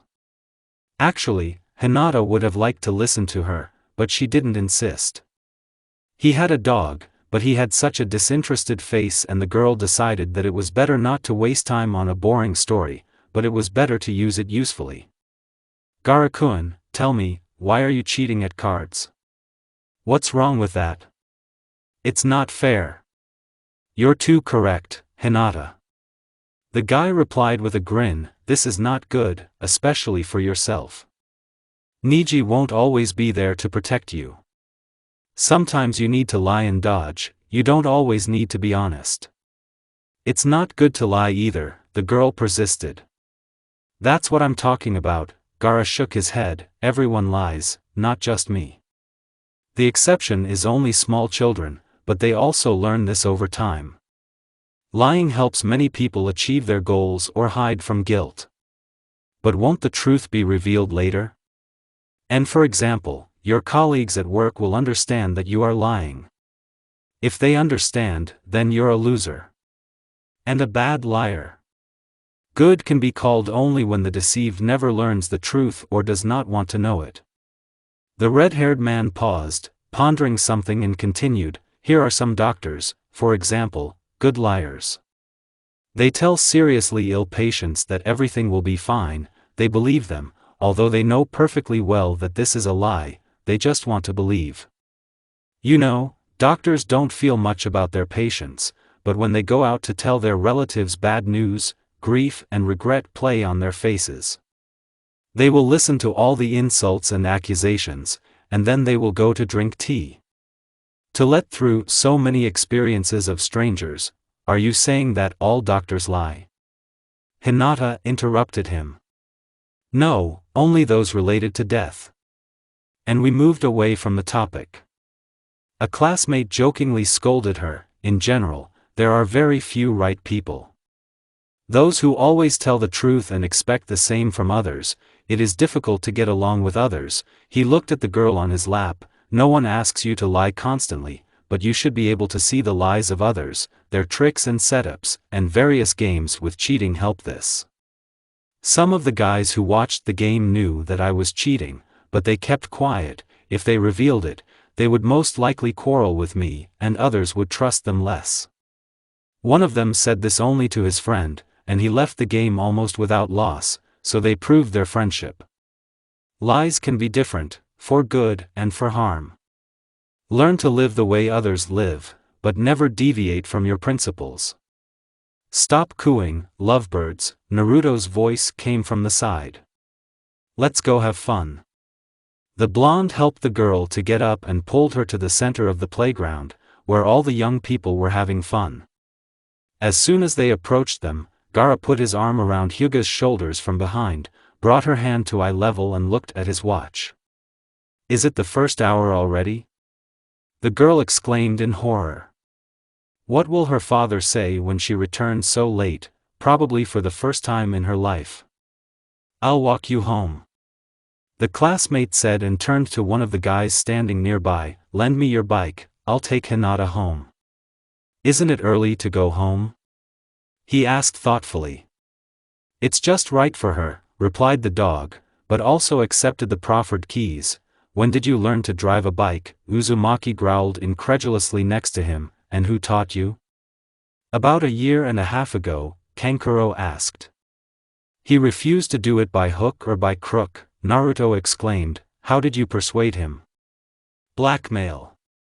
The red-haired man grinned and correctly guessed the interested twinkle in his blue eyes. He continued, the price was only my silence to Temari that a girl who is still waiting for an answer confessed to him.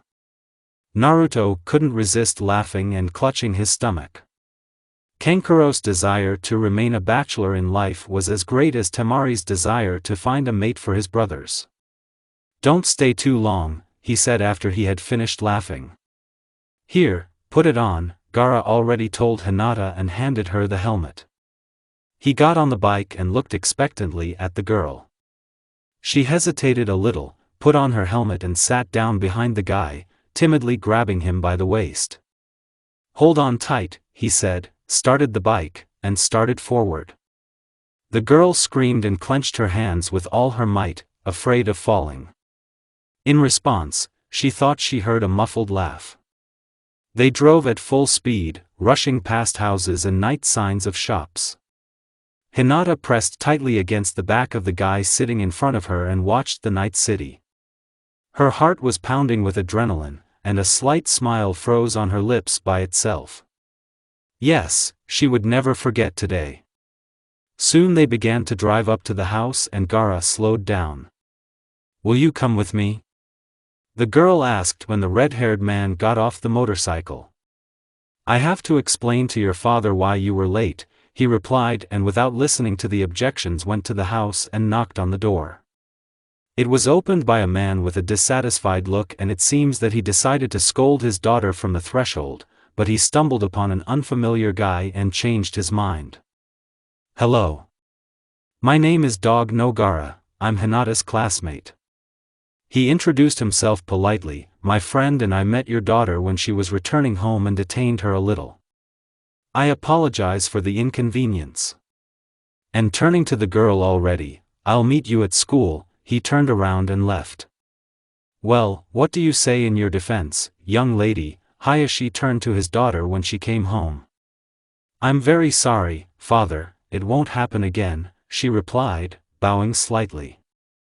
She was really sorry that she had made him worry, but not so much that the smile disappeared from her face. The man sighed. It seems that his eldest daughter is starting to grow up and this trick will not be the last.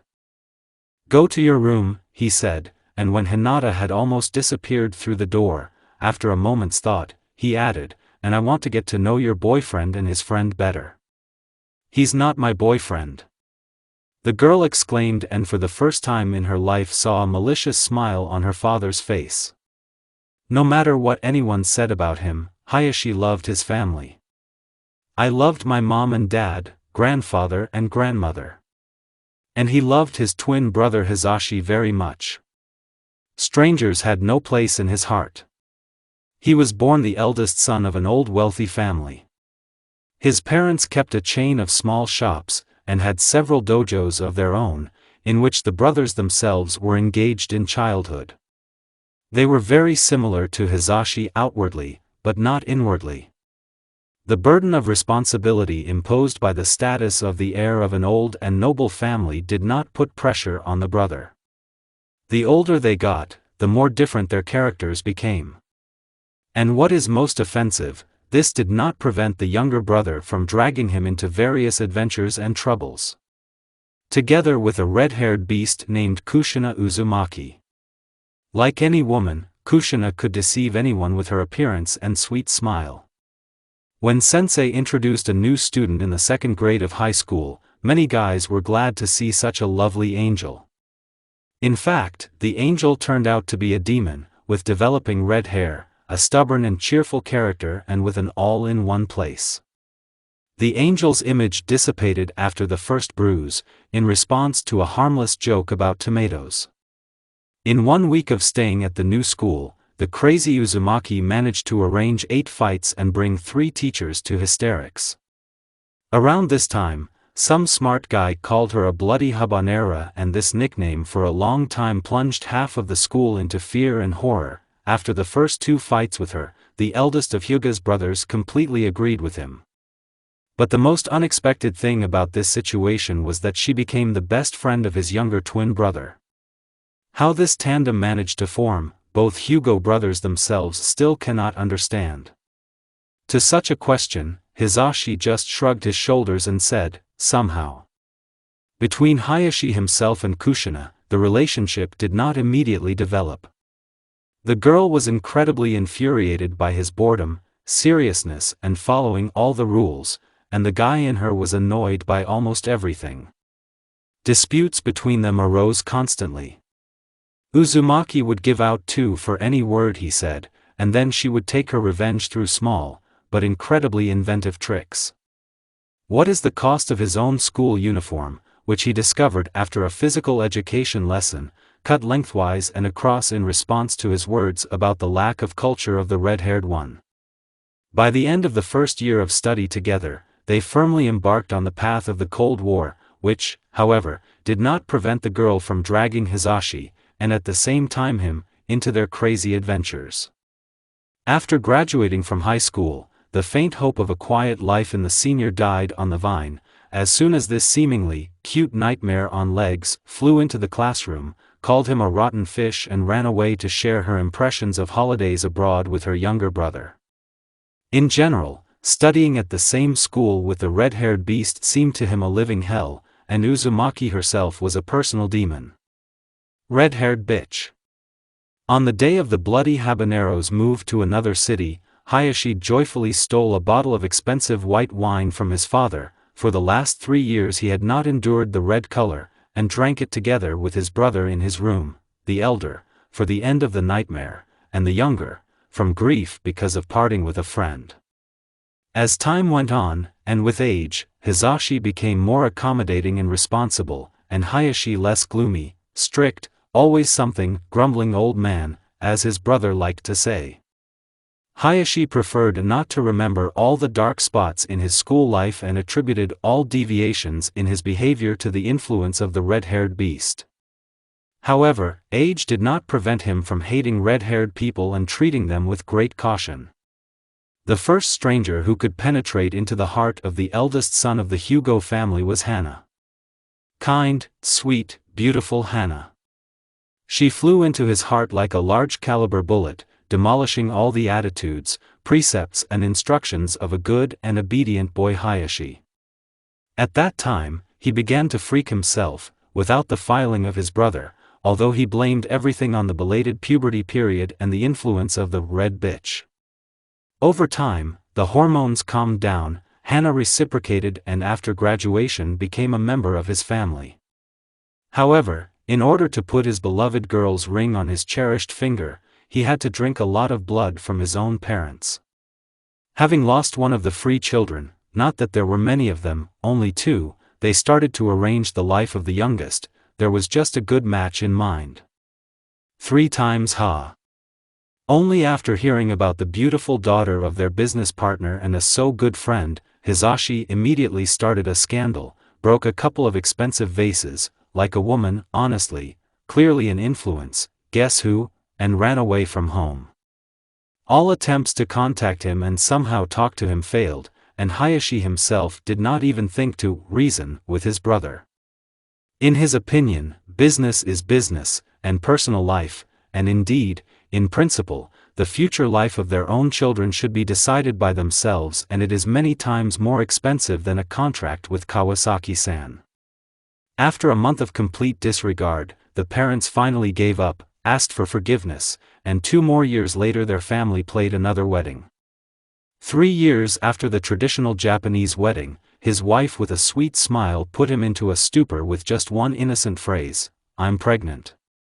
By that time, Hayashi had already taken over the reins of the family business from his parents.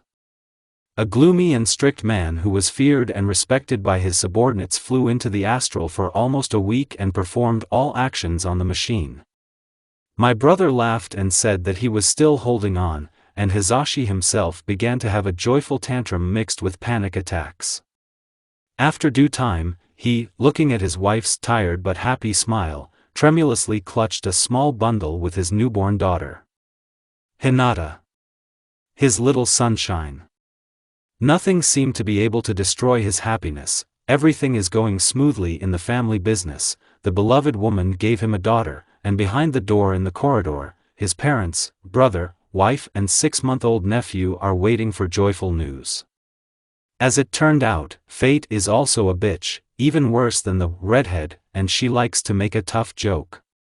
On that ill-fated day, no matter how much Hayashi wanted to attend a charity event to which their whole family was invited, he could not leave home for a long time.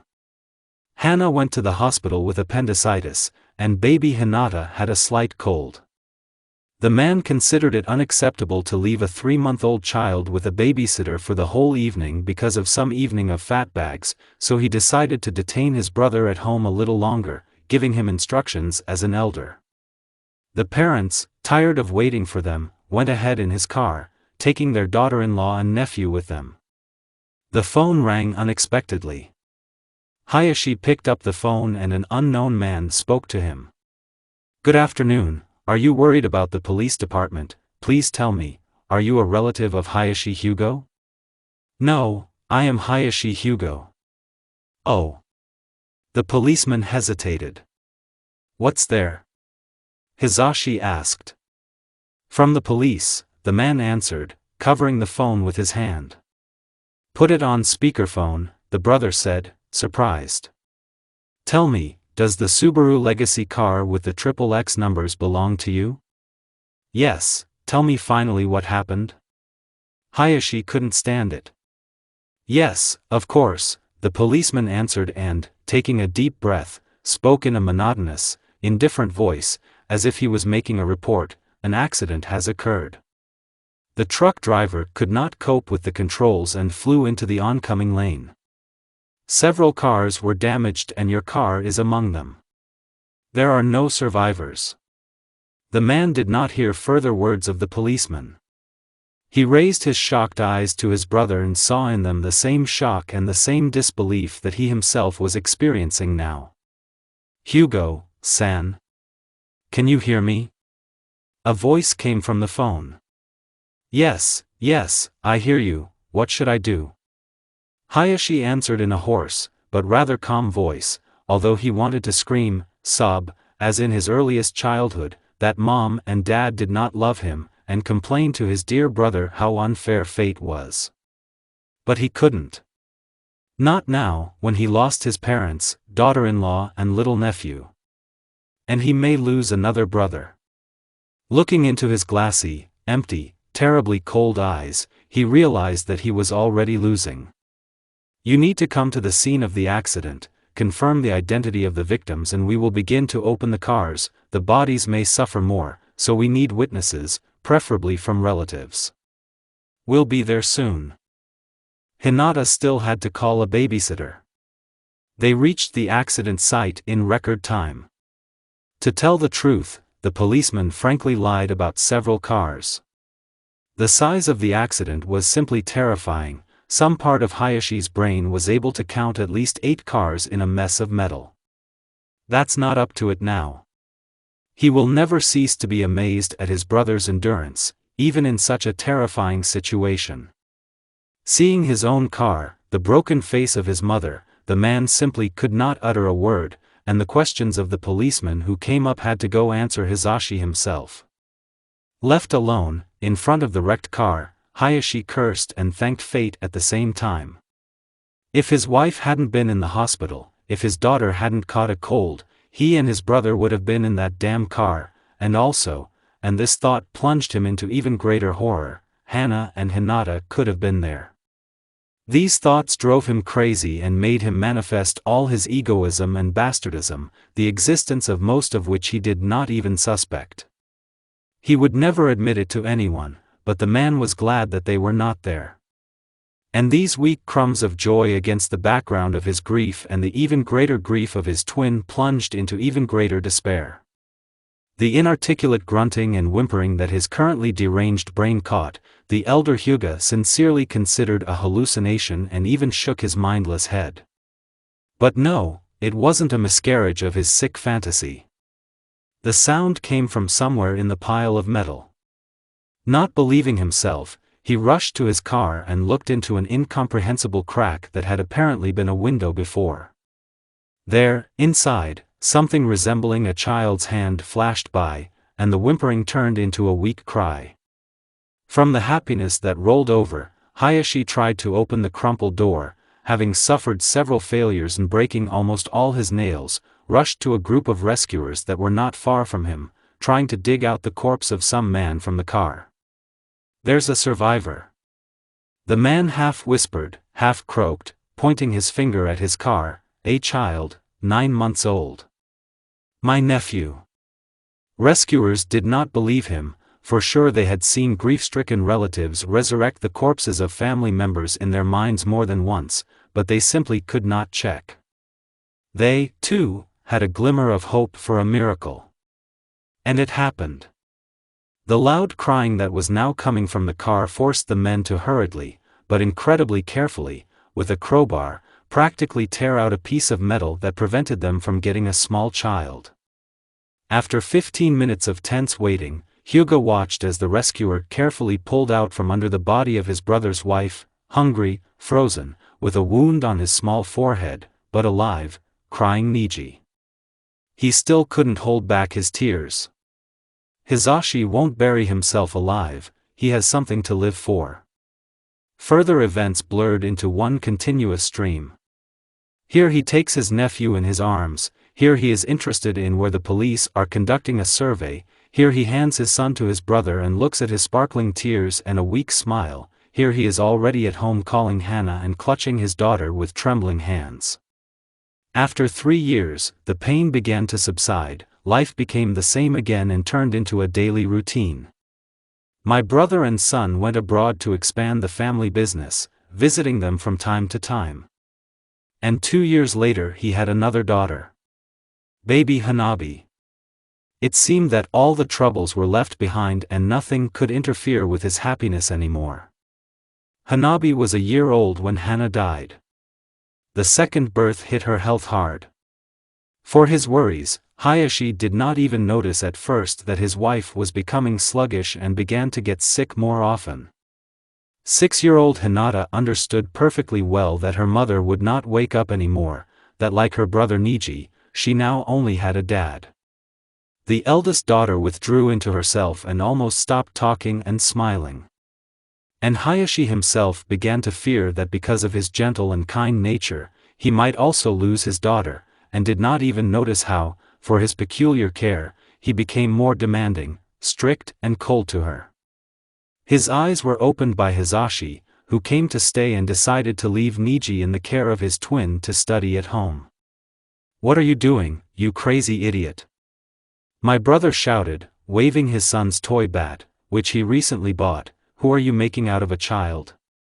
An obedient doll?" "No, I just want my daughter to be able to overcome all difficulties herself in the future and harden her character." Character? Take off your eyes, idiot. A hardened character is when she can give the offender in the eye. And now Hinata looks more like a downtrodden kitten, not a fighting fury. Hisashi sighed and continued more calmly, "She doesn't need strict etiquette teachers and other stuff who scold for every offense. A 10-year-old girl needs normal communication with her peers, and she doesn't even have friends and is bullied at school. What kind of character are you bringing up in her?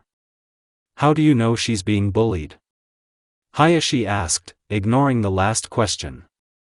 To tell the truth, he only now realized that he was interested only in his daughter's studies, but not in her school life. The present state of things became an unpleasant discovery for him. Niji complained, his brother almost hissed, he can't make friends with her in any way, and is upset that Hinata is constantly running away from him and they don't communicate as before. Understand that in order to become a fighting girl, Hinata needs the support and care of her family, not governesses instead of her father and constant nagging. It's a good thing Hanabi didn't bring it to this. He shook his head, "But you chose the wrong method of education, Hayashi." The tired notes in his brother's voice, as if he was reprimanding a constantly screwed-up subordinate and reproaches for his methods of raising his own children, despite the understanding of things that Hisashi was trying to convey to him, irritated to spots before his eyes. Especially the image of an old acquaintance, which he caught in someone else's words, aimed at correct character education of the eldest daughter.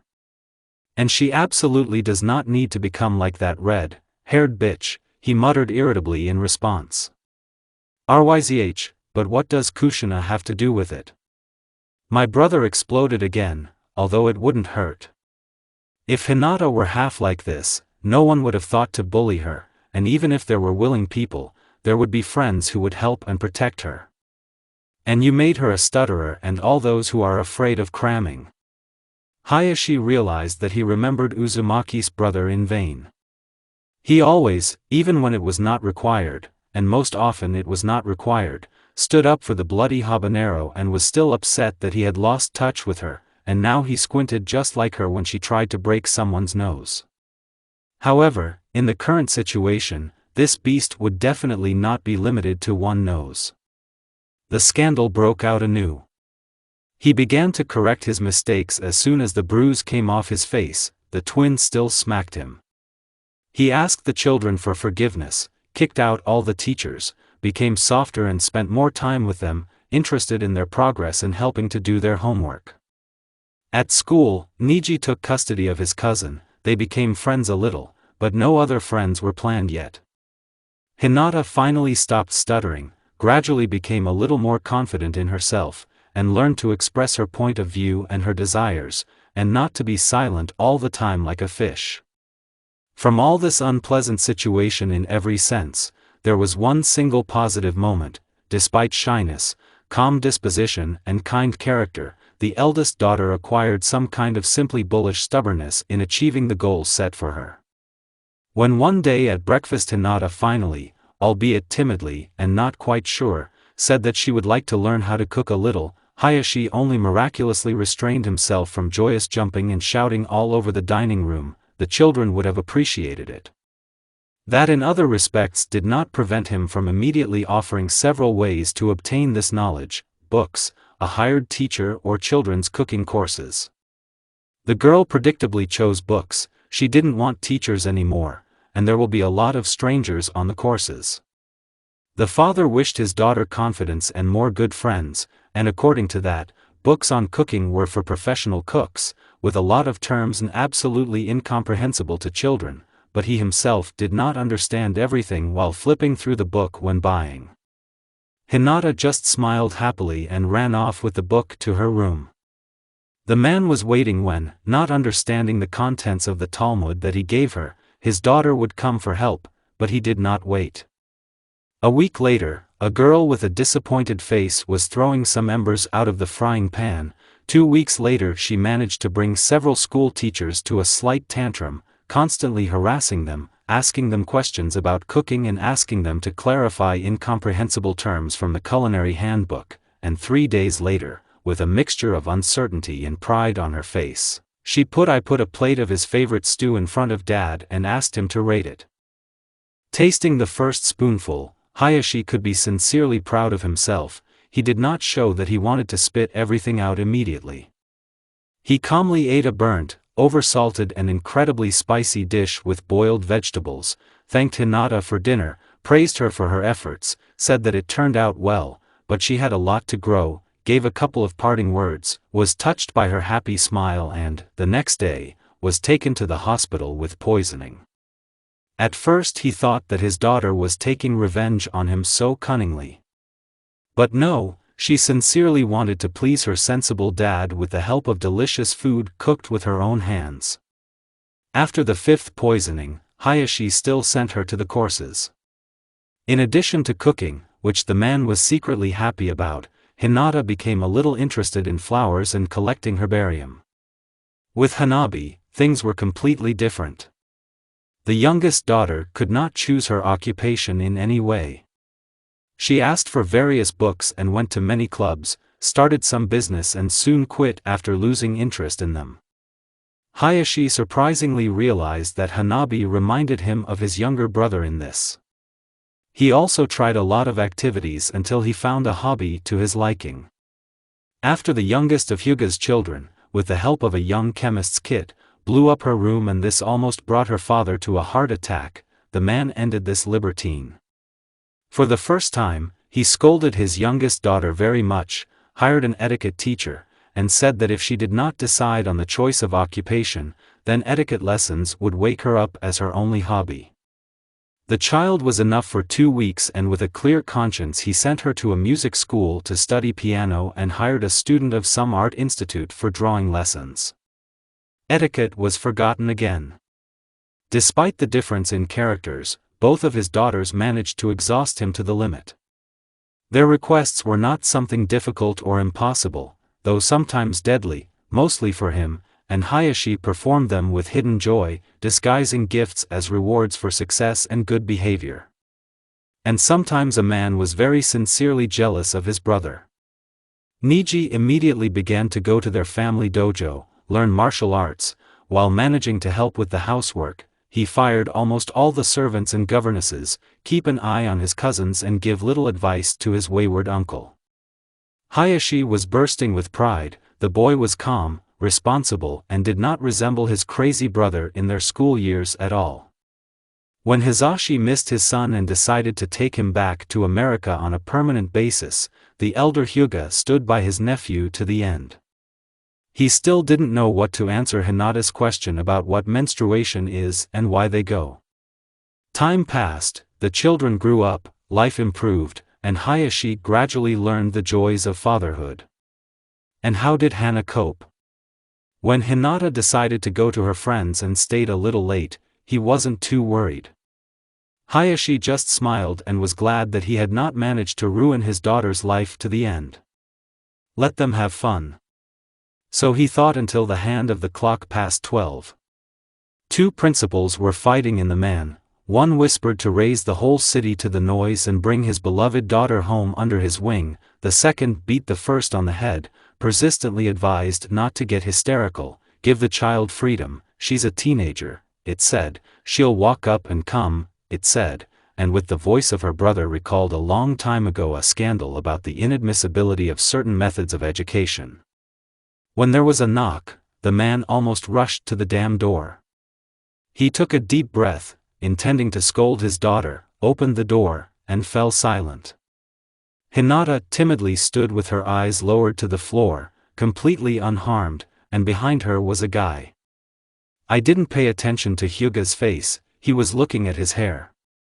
Disheveled and hateful hair, reminiscent of not the most pleasant days in his life. Red-haired bitch.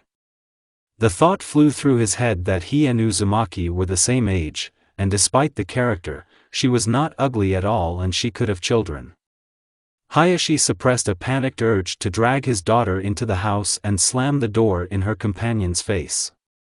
Come on, he calmed himself mentally, what is the probability that the red-haired bitch will return to this city and their children will meet and walk late?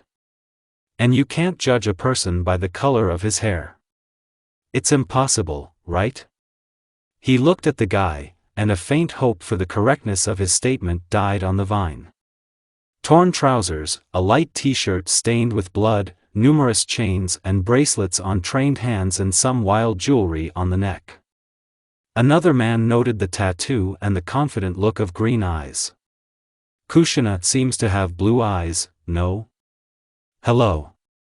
My name is Dog no Gara, I'm Hinata's classmate, the guy introduced himself. But the probability that they will also go to the same school and one class is even lower.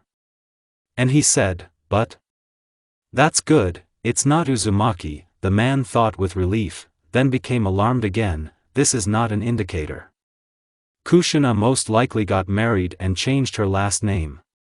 My friend and I met your daughter when she was returning home and detained her a little, the red-haired man continued in the meantime. A friend is probably a good thing that it's not a brother or sister. Friends usually hold each other back, right? After all, Hizashi did it from time to time. I apologize for the inconvenience. I'll meet you at school, Gara finished and headed for the motorcycle. Just don't tell me that Hinata came home on this one. So what do you have to say for yourself, young lady? Having restored shaky mental balance, Hayashi asked his daughter. I'm very sorry, father, this won't happen again, she replied with a slight bow. The man hoped that this was true and he really wanted to ask if Hinata knew the name of his classmate's mother. The man sighed and sent the girl into the room. Throughout the conversation, his daughter smiled and he began to have vague doubts that she would soon have a boyfriend. God forbid Kami. He must find out everything. And I want to get to know your boyfriend and his friend better, he said finally to Hinata. He's not my boyfriend. The girl exclaimed, and the elder Hyuga smiled maliciously. Plus, there was still a kid, he had not seen such a reaction from Hinata yet. He's probably worried for nothing. Now he will drink his favorite white wine, the same brand that he once stole from his father, have a good rest, ask his brother if he knows where the red-haired bitch lives and if she has a son, ask his nephew about a classmate, make sure that his assumptions are nonsense and just will unobtrusively observe and control the situation. It is unlikely that the boy will have the strength alone to spoil his daughter and shake his life. With one spoiled bully, he will cope, and Hinata really does not interfere a little with becoming more confident. Hayashi cheered up and went to the office, he is happy and quite satisfied with life, and he will also cope with any troubles. And the familiar smile of the red-haired bitch on the boy's face only seemed to him that's the end of it.